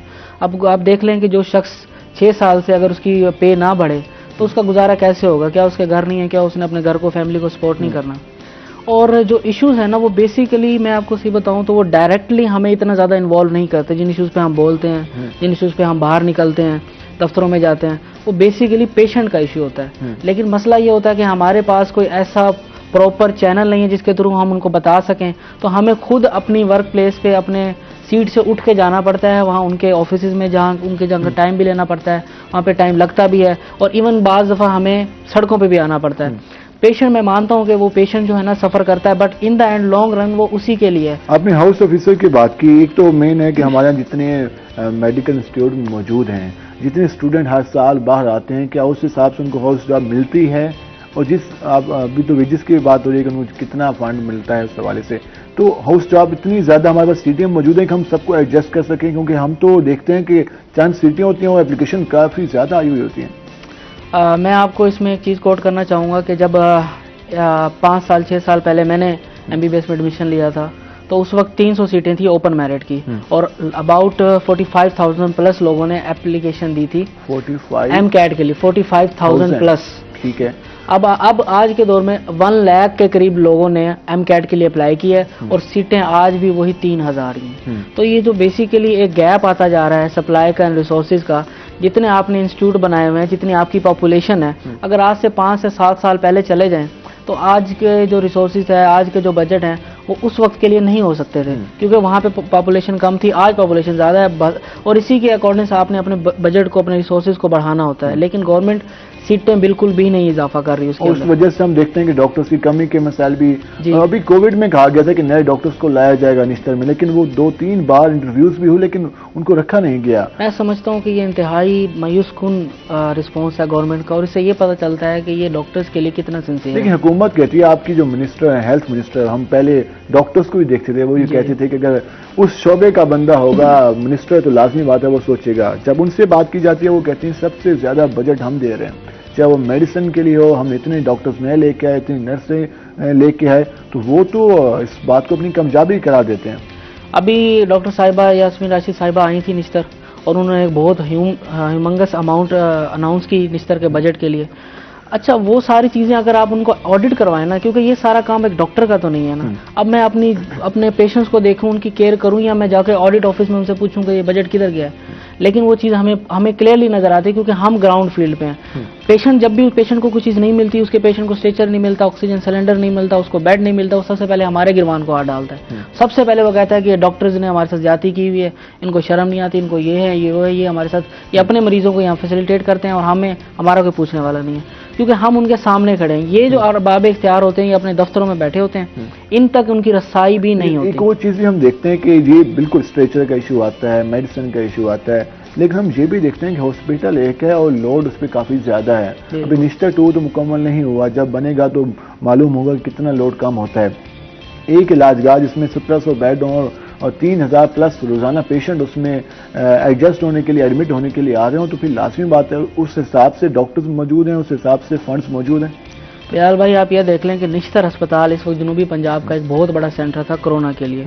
जो हाल ही में कोरोना की वेव गुजरी है, उसके अंदर हमारे 12 वार्ड ऐसे थे जो बेसिकली जनरल को कोविड के लिए मुख्तस कर दिए गए थे। अब उन लोगों को चलाने, उन वार्ड्स को चलाने के लिए 24/7 वहाँ पे डॉक्टर्स, पैरामेडिक स्टाफ, नर्सेज, इन सब की जरूरत थी। लेकिन आप देखें कि एक डॉक्टर को भी वहाँ पे भर्ती नहीं किया गया। ये सारे हमारे जो न्यूरो था, डर्मा था, हमारा यूरोलॉजी था, हमारा ऑप्थल्मोलॉजी था, इन सारे वार्ड्स को खत्म कर दिया गया या हाफ कर दिया गया और इनके डॉक्टर्स की ड्यूटी लगा दी गई। वो जो ट्रेनिंग भी करे थे पीजी उनको भी वहाँ शिफ्ट कर दिया गया। अब एक FCPS कार्डियोलॉजी जो करने आया है वो जनरल मेडिसिन की रोटेशन में 20 माह या 21 माह की रोटेशन है और वो पिछले 2 साल से कोविड ही देख रहा है। उसकी हर हफ्ते कोविड आइसोलेशन लग रही है, कोविड ER लग रही है, उस कोविड से एक्सपोजर भी है, उसकी जान को खतरा भी है, लेकिन वो सब कर रहा है। और इन द एंड गवर्नमेंट हमें क्या देती है, एक रुपया रिस्क अलाउंस का भी नहीं दिया गया हमारे। तो हमारे जिस तरह आपने देखा VC साहब जो हमारे मुस्तफा कमल पाशा साहब, वो भी फौत हो गए।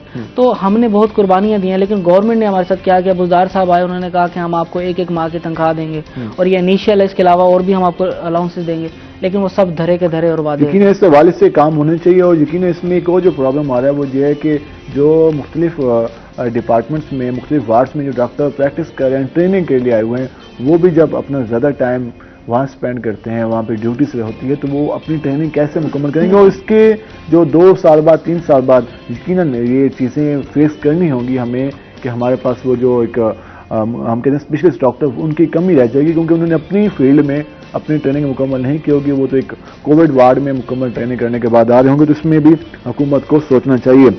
एजाज गोहर, कैसे हैं आप?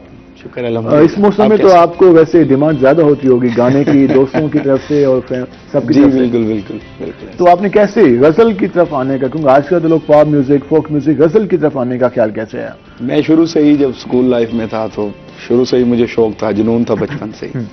तो जुनून था, तो फिर मतलब कहने का मकसद है कि मैंने इतना इसको किया कि जुनून इस हद तक ले गया कि मैंने सब कुछ छोड़ने का फैसला किया कि मैंने जस्ट म्यूजिक करना है।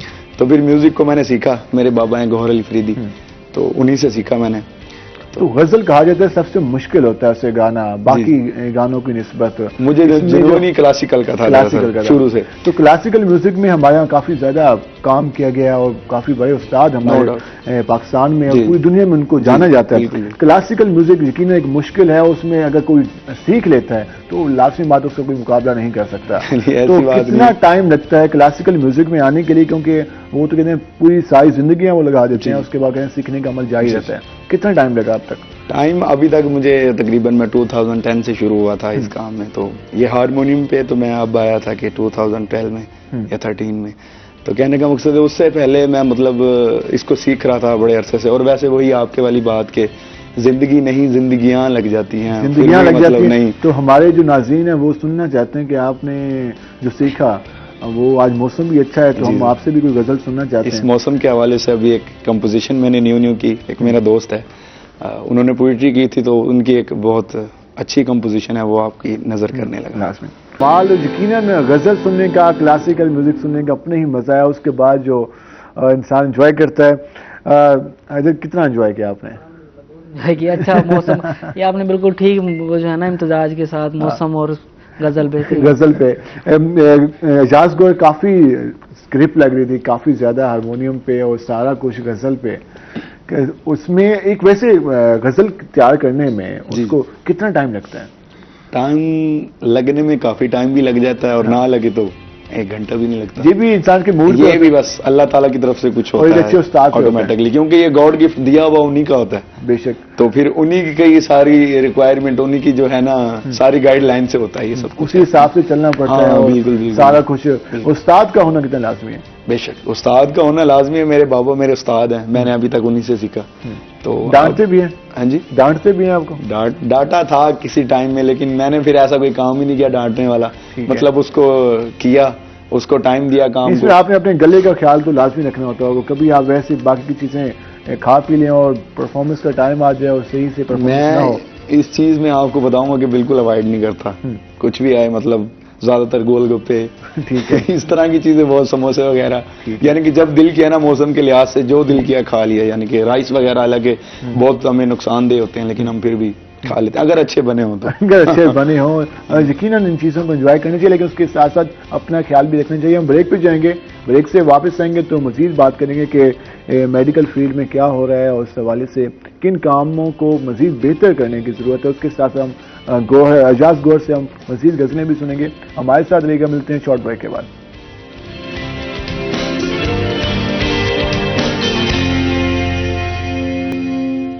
वेलकम बैक नाज़रीन। जिस तरह आपने गज़ल को एंजॉय किया होगा, खूबसूरत आप जो मौसम के साथ हमने आज एक हिस्सा बनाया, इसमें यकीनन आपने इसको खूबसूरत अंदाज में एंजॉय किया होगा, आपका मूड भी यकीनन अच्छा हो गया होगा। हम जरा आते हैं डॉक्टर हैदर अली के पास। डॉक्टर साहब, हमने बात की मेडिसिन के हवाले से, डॉक्टर्स की कमी के हवाले से, पेशेंट के लोड के हवाले से। एक और चीज़ हम देखते हैं कि कई बार हमने वाईडीए को ये बात करते हुए देखा है कि वो कहते हैं डॉक्टर्स जिस जगहों पर रहते हैं, जो हॉस्टल बनाए गए हैं, जो वहाँ पे रहायश रखी गई है, वो कुछ बेहतर नहीं होती। कई बार मेरा भी विजिट हुआ तो वाकई वो एक अजीब से कमरे हैं, वहाँ पर वॉशरूम्स हो गए, कमरे हो गए, वहाँ रहने वाली एक डॉक्टर्स को जिस तरह रहना चाहिए, उसमें कितना काम हो रहा है और कितना काम होने की ज़रूरत है? कोई वाइस चांसलर साहब से मुलाकात हुई है इस हवाले से?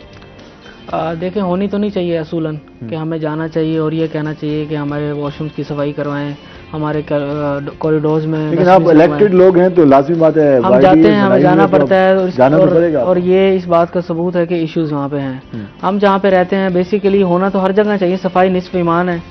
तो हमें बेसिकली ऐसा है कि हॉस्टल्स के अंदर जो जिस तरीके से डेकोरम बना हुआ है काम का, कि जब हर साल वहाँ पे न्यू अलॉटमेंट्स होती हैं तो आप बिलीव करें कि हमें अपने पैसों पे अब कमरा साफ करवाना पड़ता है, अपने पैसों पे उनमें जो कमरे में जो भी दरारें वगैरह होती हैं, जहाँ से प्लस्तर वगैरह होता है, वो सीधा हो चुके हैं ना। आज का तो नहीं बना हुआ निश्तर, आज इसको मोर देन 50 ईयर्स हो चुके हैं। ये हॉस्टल्स भी ऐसे ही हैं। तो इनमें जो भी हर साल जो मुरम्मत का काम होता है, होना ये चाहिए था कि जो हमसे फीस लेते हैं सालाना हॉस्टल्स की मद में 30 से 35 हज़ार रुपया हर बच्चे से, ये उसको ये काम करवा के दें। लेकिन ऐसा होता नहीं है। वॉशरूम्स का भी कभी कभार ऐसा होता है कि हम सब मिलके अपने पैसे कलेक्ट करके हम एक बंदा अपॉइंट कर लेते हैं जो आके डेली सफाई करके जाता है। इस सिलसिले में मल्टीपल टाइम्स हमने मीटिंग की है। तो लास्ट जो हमने मीटिंग्स की थी उसका रिजल्ट ये निकला था कि जो जहाँ पे लाइट्स नहीं थी या जो कॉरिडोर्स में डस्टबिन नहीं थी तो वो रखवाई गई हैं। लेकिन अभी भी जो बैक हमारे इकबाल हाल में मेंशन करना चाहूँगा, उसके बैक विंग में टॉप फ्लोर पे डॉक्टर सारे रहते हैं। तो वहाँ पे गीजर जो है ना वो काफी दिनों से खराब हुआ हुआ है। हम कोशिश कर रहे हैं एमएस साहब से टाइम लेने का। उसके लिए भी आपको ये छोटे छोटे इश्यूज हैं, छोटे इश्यूज हैं, कॉमन चीजें, उन पे भी फोकस नहीं है। एक और चीज हमने देखी कि जो अलॉटमेंट की आप बात कर रहे हैं, अलॉटमेंट के लिए क्या जितनी अब आप निश्तर में स्टूडेंट आते हैं, क्या सबके लिए जगह हो जाती है या फिर बाहर भी जाना पड़ता है? सबके लिए तो कभी भी नहीं हुई आज तक, और बाहर ही जाना पड़ता है। इवन के हमारे जो कोलीग्स हैं वो हमसे रिक्वेस्ट कर रहे होते हैं कि अगर आप वो हमें कोई बता सकें, कोई करीबी हॉस्टल, प्राइवेट हॉस्टल या कोई भी रेजिडेंशियल एरिया जहाँ पे हम रह सकें, क्योंकि किसी ने कहाँ से आना है, किसी ने कहाँ आना है, डेली वर्क प्लेस पे कैसे आएंगे वो इतनी दूर से। इस सिलसिले में जब हमने से बात की कि आप जो एक नया हॉस्टल बना रहे हैं, वो बेसिकली तामीर काफी सालों से जारी है और अभी तक जारी है। प्राइवेट उससे भी तो कोई एग्रीमेंट हो सकता है, कोई जगह ली जा सकती है, ली जा सकती है। They are reluctant. इवन कि हमारे गर्ल्स हॉस्टल में आज तक एसी की सहूलत नहीं है। उनसे हम हर साल मिलते हैं तो वो कहते हैं कि यहाँ पे एक हाई पोटेंशियल, एक हाई टेंशन वायर की जरूरत है, जिसके लिए हमने ऊपर अथॉरिटीज को लेटर में तो फिर वो डेंगू वाला भी आ जाता है। हजारों मसले होते हैं। तो ये हर साल इश्यूज उठते हैं और हम इनको फॉलो करते हैं, लेकिन रिलक्टेंस होती है, कोविड के इश्यूज आ जाते हैं, कुछ इस तरीके से ये चीजें जो होती है ना, ये ड्रैग करती जाती हैं, चलती रहती हैं। फोकस इस हवाले से जो डॉक्टर्स को एक अच्छा वर्क प्लेस देने की होती है, वर्क इन्वायरमेंट, ड्यूटीज की क्या सूरत है, कितने घंटे आजकल ड्यूटीज परफॉर्म करें डॉक्टर? ड्यूटीज जो होती है ना, वो कोविड में तो बहुत ज्यादा शदीद रोस्टर था, लेकिन उस वक्त हम बोले भी नहीं, हमने सवाल भी नहीं किया, क्योंकि वो नेशनल इमरजेंसी है, उसमें हम सर्व कर रहे थे एंड दैट्स ऑल। लेकिन आज हम उनसे एक रिक्वेस्ट करते हैं कि आप हमें पहले भी रिक्वेस्ट की थी जब हमने ये हमारे यंग डॉक्टर जो हाउस जॉब में आते हैं, तो इनके लिए आप जो है ना इनका सारा पूरा इंफ्रास्ट्रक्चर क्रिएट करें कि कितना आवर्स की इनकी जॉब होगी, डिफाइन करें। तो हम अक्सर बैठे होते हैं, लेकिन वहाँ जो सूरत हाल होती है, इमरजेंसी का जो माहौल होता है, रोजाना 2000+ पेशेंट वहाँ पे आ रहे होते हैं हर वार्ड में, चाहे वो फीमेल हो या मेल हो या वहाँ में जनरल मेडिसिन वाली हो, तो वहाँ पर फुल लोड होता है और बाकी पेशेंट इंतजार कर रहे होते हैं। 2-3 डॉक्टर्स इधर उस पेशेंट के पास जाते हैं, फिर वापस आते हैं, वो 8-10 घंटे 12 घंटे उसी जगह पे, उस वक्त क्या हालत हो जाती होगी उनकी? आप बिलीव करें कि अगर खुदा ना खास्ता यहाँ पे अनफॉर्चुनेटली कोई हादसा हो जाता है, इसके अंदर कोई सर्जिकल इमरजेंसीज, तो सर्जिकल इमरजेंसीज की जो आप सिनेरियो वहाँ बना होता है, आप इमेजिन भी नहीं कर सकते, क्योंकि गिनती के 5 से 6 बेड्स होते हैं। और अगर कोई ट्रेन का हादसा हो गया है, कोई बड़ा हादसा हो गया बस का जिसमें सैकड़ों लोग जख्मी हो गए, तो वो सारे इतनी बड़ी लाइन, और आप बिलीव करें कि वार्ड से लेके इवन के इमरजेंसी के गेट तक स्ट्रेचर पे लोग लेटे होते हैं, किसी की हड्डी कहाँ से टूटी हुई है, किसी को कुछ हुआ है, क्योंकि आगे डॉक्टर्स मसरूफ हैं, बेड मसरूफ है। इनके लिए एक एक्सरे, निश्तर इमरजेंसी में इस वक्त डिजिटल एक्सरे की सहूलत मौजूद नहीं है। वो पुराने दौर के एक्सरे जो गीले से होते थे, वो गीले वाले एक्सरे जिनको ऐसे पहले सुखाओ और फिर उसमें से कुछ देखो ढूंढे, तो ये सिचुएशन है जिसमें हमें वर्क करना पड़ता है। ये सारी चीज़ें क्रिएट करती हैं टेंशन, डिप्रेशन, जब आप जाते हैं इरिटेशन होती है, आपका मूड अच्छा नहीं रहता। फिर डॉक्टर से ये भी शिकायत रहती है कि आप जो है ना बहुत ज़्यादा पोलाइट नहीं रहते। पोलाइट उस वक्त रहा जाता है जब आपका वर्क प्लेस बहुत अच्छा हो, जब आपकी नींद पूरी हो, जब आपके कोई फैमिली के बैकग्राउंड के इश्यूज ना चल रहे हो। जब आप आते हैं, आपको पता है हॉस्पिटल में मास्क नहीं है, आपके रूम की सफाई नहीं हुई हुई, सर्वेंट वहाँ पे मौजूद नहीं है, ये सारी चीज़ें मिलकर ना आपको चिड़चिड़ा और इरिटेटेड बना देती हैं। यकीन इस हवाले से चीज़ों को बेहतर होने की ज़रूरत है। और वाकई हमने कई बार ये सूरत हाल देखी है निश्तर में कि जो पेशेंट का लोड है, मरीजों का जो लोड है वो काफ़ी ज़्यादा होता है। उस टाइम जो डॉक्टर्स और नर्सें और पैरामेडिक स्टाफ जो काम कर रहे होते हैं, यकीनन वो खराजी तहसीन का मुस्तहिक है। बार बार ये कहा जाता है कि जी उस वक्त डॉक्टर्स बाज़ का रिएक्ट भी कर जाता है। तो रीज़न ये होती है कि हमारे साथ जो एक पेशेंट के साथ 3-4 लवाहिकीन होते हैं, वो बार बार पूछते हैं डॉक्टर से कि यार क्या हुआ, कब ठीक होगा, कैसे हुआ, ये वो। इसी तरह जो बाकी पेशेंट उनके साथ भी तो लाजमी बात है 2-3 लोग जो उस वक्त ड्यूटी पर मौजूद होते हैं, उन्होंने पेशेंट का भी ख्याल करना है, मेडिसिन भी देखनी है और सारा कुछ, और फिर वो लवाहिकीन को भी इत्मीनान का इज़हार करा रहे हैं। तो यकीनन काफ़ी मुश्किल होता है ये सब कुछ मैनेज करना। इसलिए जो एनवायरनमेंट है उसको बेहतर बनाने की ज़रूरत है। तो हम मज़ीद भी बात करेंगे जब अगली ब्रेक में हमारे साथ हमारी नई मेहमान मौजूद होंगी, जो फीमेल डॉक्टर्स होंगी, उनसे ज़रा हम जानेंगे कि क्या सूरत हाल होगी। एजाज गौहर, हम बात कर रहे थे गज़ल के हवाले से, और यकीनन इश्यूज़ के साथ साथ आज हम ये सारा कुछ मैनेज कर रहे हैं ताकि एक जाने तो हम हल्का सा माहौल बन जाते हैं, इतने मसाले, और दूसरी जाने मूड को बेहतर करने के लिए हम एजाज गौहर हमारे साथ मौजूद हैं।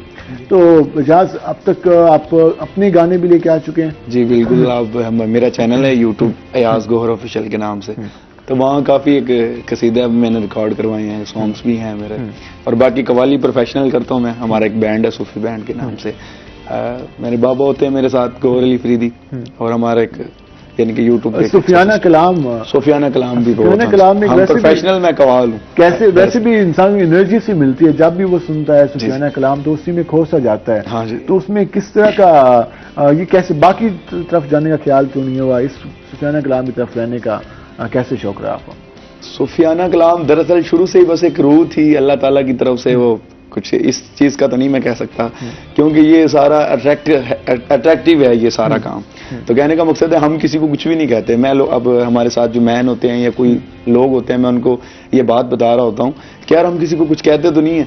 हमें लोग हमारी डिमांड, हमारी रिक्वायरमेंट पूरी करते हैं, हमें बुलाते हैं, हमारी गाड़ियों के रेंट, हमारे जहाज़ों की टिकटें यानी कि एक अगले की तरफ होती हैं। तो हम क्या कहते हैं, सिर्फ हम सुनाने ही तो जाते हैं, हम किसी को जबरदस्ती। मजीद कुछ सुनाए? हाँ जी, मैं अब आपको जो गजल सुना रहा हूँ शाकिर शुजाबादी की, काफी टूटी हुई गजल, लेकिन वो सराइकी नहीं है। बड़ी बात देखें, जिन्होंने हमेशा शायरी लिखी, पोइट्री सारी, नाम भी सराइकी शायर के नाम पे माना जाता है। देखें, लेकिन उनकी एक उर्दू गजल है, वो एक बड़ी पर्सनली सी, तो मैंने कंपोजिशन की उस पोइट्री के हिसाब से ही गई, तो वो आपकी नजर करता हूं, जरूर समाअत फरमाइए।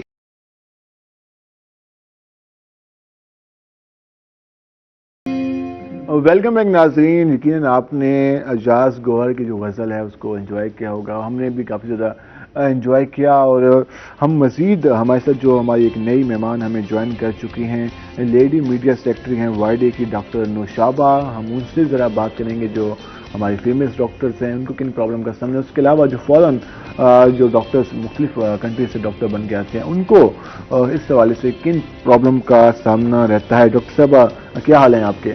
ठीक, अल्लाह का शुक्र। आप बताएं, आप मौसम कैसे एंजॉय? पहले हम मौसम पे बात करें, फिर हम मसाइल पे भी आ जाते हैं। खवातीन तो वैसे ज्यादा इस मौसम में समोसे, पकौड़े, इन चीज़ों को। मौसम तो अच्छा है, और ख़ास तौर पे मुल्तान वालों को तो ये मौसम ज़्यादा पसंद आता है, क्योंकि इतनी गर्मी बर्दाश्त कर करके फिर जब सर्दियाँ आती हैं तो हम ज़्यादा एंजॉय करते हैं। 8-10 महीने वैसे ही मुल्तान में गर्मी रहती है, बस 1-2 महीने मिलते हैं इसमें मौसम कुछ बेहतर होता है। अच्छा, मुल्तान का मौसम कुछ बेहतर हो गया, निश्तर के क्या हालात हैं? निश्तर के हालात, निश्तर खुद बहुत अच्छा है, लेकिन उसके हालात ज़रा ख़राब रहते हैं हमेशा। इसमें एक तो डॉक्टर्स जो हैं उनकी ड्यूटीज़ बहुत ज़्यादा लगाई जाती हैं, 18 घंटे की ड्यूटी। 18 घंटे? और ये 18 घंटे मुसलसल काम रहता है। जैसे आज अगर आपने 18 घंटे ड्यूटी किया तो कल दोबारा आपको फिर 18 घंटे ड्यूटी के लिए आना पड़ेगा। 18 घंटे किस तरह से पॉसिबल है ये आम बंदा 18 घंटे काम कर सके मुसलसल, वो भी हॉस्पिटल में, वो भी पेशेंट के साथ? हॉस्पिटल में, वो भी इमरजेंसीज में या वार्ड्स में बहुत हेक्टिक होता है। जैसे कि आप पीड्स या गायनी में चले जाएं, तो पीड्स वालों को 3 महीने पूरे 18 घंटे ड्यूटी लगातार करनी पड़ती है, और उसमें कोई ऑफ नहीं होता। अच्छा, off उसमें भी नहीं हमारा है, जो उसमें- ऑफ होता है, जैसे मैंने पीड्स 19 वार्ड से की है हाउस जॉब में, तो उसमें हमारा ऑफ होता था 15 दिन में एक ऑफ होता था, वो भी 24 आवर्स का बस। 15 महीने दिन में में सिर्फ से एक एक आपका off ऑफ होता होगा, उसमें आप 18 घंटे 16 घंटे 12 घंटे ड्यूटी perform करके करेंगे। जाएंगे। और वैसे पीड में और उस गाने में सबसे ज्यादा लोड भी वहाँ पे होता है, क्योंकि सबसे ज्यादा लोड वहाँ पे चिल्ड्रन में होता है। जो बच्चा एडमिट नहीं होगा वो फौरी रेफर करेंगे निश्तर में। हाँ, और इसमें ऐसे कि जैसे पीरियड्स में जो है ना, जाहिर बात है बच्चे जितने ज्यादा पैदा हो रहे हैं वो सारे फिर पीरियड्स में ही आने हैं। तो वो अगर हमारी नर्सरी में जगह है 10 बच्चों के लिए, तो हम उसमें 60 या 80 एडमिट करते हैं। अच्छा, वो एक उसमें 3-3 4-4 बच्चे एक ही कॉर्ड में हम 3 बच्चे या 4 बच्चे रख देते हैं। अगर ऑक्सीजन पॉइंट एक है बच्चे को देने के लिए, मेन चीज जो बच्चों का मसला होता है ना, वो यही लंग्स का मेन यही होता है कि मैच्योर नहीं होते, तो उसके लिए ना हमें उन्हें ऑक्सीजन देनी पड़ती होती है। तो इसमें ऐसे कि जब हम 3 बच्चे रख देंगे ना, तो एक ऑक्सीजन पॉइंट से हम उन तीनों को नेबुलाइज कर रहे हैं या उसे ऑक्सीजन दे रहे हैं। तो अगर एक बच्चा बचना होता है, अगर आप सही से उसकी केयर करें, तो वो एक बच्चा भी नहीं बच पाता, उसमें वो तीनों ही चले जाएंगे। प्रॉब्लम का सामना रहता है, और यकीनन उस वक्त उनके लवाकिन वालिदैन वो एक उम्मीद के साथ हाँ, आपके पास और लेके आते मेन हैं चीज यही है कि ना वो उम्मीद से सब लोग आ रहे होते हैं, बहुत गरीब लोग होते हैं, वो अफोर्ड नहीं कर सकते। नर्सरी वगैरह जो है वो बहुत मतलब चार्जेस बहुत ज्यादा हैं। अगर आप प्राइवेट वार्ड सेक्टर पे बनाया जाएं, गया था आपके साथ, ये पीड में ही बनाया गया, जिसमें कहा गया 100 बेड के करीब होगा, उसमें एक नर्सरी बच्चों के लिए अलग बनाई गई थी, उसको फाल किया गया या अभी तक वो बंद ही है? एक तो वो बच्चों का है, लेकिन वो तो जिनके गुर्दों का कोई मसला हो या इस तरह के, वो उस चीज के लिए। ठीक है, इस वक्त फीमेल डॉक्टर्स को निश्तर में किन मसाइल का सामने का, पहले हम हॉस्टल्स की बात कर लें तो क्या सूरत हाल है? हैदर बता रहे थे कि उनके हॉस्टल तो माशाल्लाह सूरत हाल है, फीमेल की क्या सूरत है? हॉस्टल्स के हालात तो बहुत ज्यादा खराब हैं। उसमें ये कि खास तौर पे ये कॉमन वॉशरूम्स हैं, तो वो साफ नहीं होते, और दूसरा ये कि हीटर नहीं है, गीजर्स नहीं होते, एसी नहीं होते, और सफाई बिल्कुल नहीं है। अगर उसके अलावा अगर 3 लोगों के लिए एक रूम है, तो उसमें 6 लोग भी हो सकते हैं। एक रूम में 6 लोग 6 लोग भी हो सकते हैं। और सबसे जो खराब चीज है ना, जो मुझे ये लगती है, डॉक्टरों की सूरत हाल आप बता रही ये हैं? डॉक्टर्स की सूरत हाल ठीक है। है। और इसमें जो खराब चीज है वो ये है कि जैसे निश्तेरियंस हैं, अगर निश्तर के डॉक्टर्स हैं जो निश्तर से पढ़े हुए हैं, निश्तर के ग्रेजुएट हैं, तो उनको जब अकोमोडेशन वगैरह का इशू होगा तो सबसे पहले रूम्स उन्हें अलॉट किए जाएंगे। देखिए वो एक तो हैं जो स्टूडेंट हैं, उसके अलावा जो एक तो- प्राइवेट भी हाँ। पढ़ के आए हैं, रहीम यार खान से अगर ठीक कोई है। आ गया, बहावलपुर से भी आया हुआ है, या कोई चाइना से या रशिया से, वो तो चलो उनकी बात ही नहीं करते, उन्हें किसी खाते में लाया ही नहीं जाता। तो फिर इसमें ऐसे होता है कि निश्तर वालों को दे दिया जाता है, ठीक है, और जो बाकी रह जाते हैं फिर उनका किसी को कोई खबर नहीं है तो कि वो female कहाँ doctors रहे के कहाँ बाहर ना रहे। उनको रिहाइश लेनी पड़ती है। बाहर रिहाइश लेनी पड़ती है, और कुछ जैसे फ्रेंड्स बन जाते हैं, तो वो अपने साथ ही अपने फ्रेंड्स को रख लेते हैं। वो ऑफ द रिकॉर्ड एक चीज चल रही है। देखिए इस तरह से काफ़ी ज़्यादा प्रॉब्लम का सामने है। उसके अलावा जो एक तो निश्तर के अंदर प्रॉब्लम है, दूसरा हम देखते हैं कि जो हमारी फीमेल डॉक्टर्स हैं मुख्तलिफ चाइना में, रशिया में, वहाँ से वापस आते हैं, उनको किस तरह से प्रॉब्लम का सामना है, या उनको उनके लिए किस तरह से एक जगह बनाई जा सकती है पाकिस्तान में मेडिकल जो हॉस्पिटल्स मौजूद हैं हमारे यहाँ? जी, पाकिस्तान में तो मेन चीज ये है ना कि आप जैसे पीएमडीसी था पहले, अब पीएमसी हो गया, तो आप वैसे इसका कोई इशू नहीं है। ये मेरे हिसाब से पेपर होने चाहिए। आप जैसे अमेरिका चले जाएं, ऑस्ट्रेलिया, या कहीं भी आप जहां भी आप जाएंगे, कोई ना कोई एग्जाम आपको देना पड़ेगा। एग्जाम में काफी शोर मचा, हाँ, उसमें बहुत ज्यादा इशू बने थे। तो जब मैंने दिया था तो मैं 2019 में ग्रेजुएट हुई थी, तो तब पीएमडीसी का लास्ट चांस था अभी, तो मैंने वो पास कर लिया था। लेकिन फेब में था हमारा 3rd स्टेप, और मेरी आरएमपी आई थी नवंबर में। अच्छा, पूरा साल मेरा वैसे ही जाया हो गया, मतलब मुझे जल्दी पास करने का तो फायदा ही नहीं हुआ, पूरा जाया हो गया। उसके बाद जब मेरी आरएमपी आ गई थी, उसके बाद फिर मैंने अप्लाई किया था अपनी हाउस जॉब के लिए। ठीक है, फिर उसके बाद आप ये देखें 1 साल तक कोई डेट ही नहीं आई। पीएमडीसी पीएमसी के चक्कर में वो जो इम्तिहान पास हाँ, करने के बावजूद भी ये सारा कुछ आपको फेस करना पड़ा, हर फेस स्टूडेंट करना को इस पड़ा। तरह फेस करना पड़ा। और जो लोग रह गए थे ठीक है, पीएमडीसी जिन्होंने पास नहीं किया था, फिर उन्हें वेट करना पड़ा था कि कोई डेट्स आए या कोई इशू हो। तो पीएमसी जब आया तो उसने 1 साल लगा दिया, 1-1.5 साल जाया हो गया बच्चों का।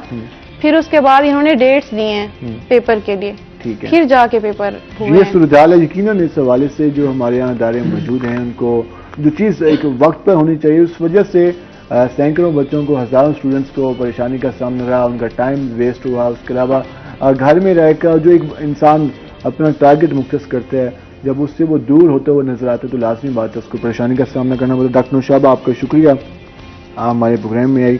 और हम आएंगे ज़रा एजाज गौहर के पास। एजाज, हम आपसे मज़ीद आखिर में सुनेंगे आपसे गज़ल, लेकिन पहले हम आपको शुक्रिया अदा कर दें कि आप हमारे प्रोग्राम में आए। डॉक्टर नौशाबा, आपका भी शुक्रिया। लास्ट में क्या पैगाम देना चाहेंगे, मुख्तसरन पैगाम?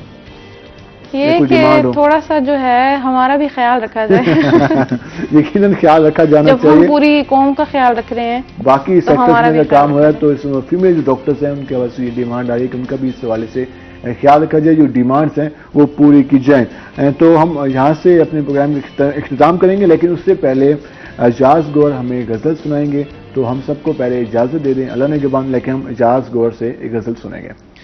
अब मैं गजल नहीं, ट्रेंडिंग सुनाऊंगा आपको, जो आजकल वो चल रहा है, बोल कफारा। ठीक है। तो सागर भाई ने भी हमें फरमाइश की, और उससे पहले स्पेशल थैंक्स हैदर भाई का, जिन्होंने हमें बुलाया और जिनकी वजह से मैं यहाँ बैठा, मेरे बाबा गौहर अली फरीदी साहब, बाकी इजाज भट्टी और जितने भी लोग हैं, जितने भी जो मुझे सपोर्ट करते हैं, उन सबका शुक्रिया अदा करूंगा। और जो मेरे लिए स्पेशली दुआ करते हैं उनका तो थैंक यू सो मच, बहुत शुक्रिया। तो मैं आपको सुनाने लगा ट्रेंडिंग जो चल रहा है आजकल, बोल कफारा। बोल कफारा क्या होगा।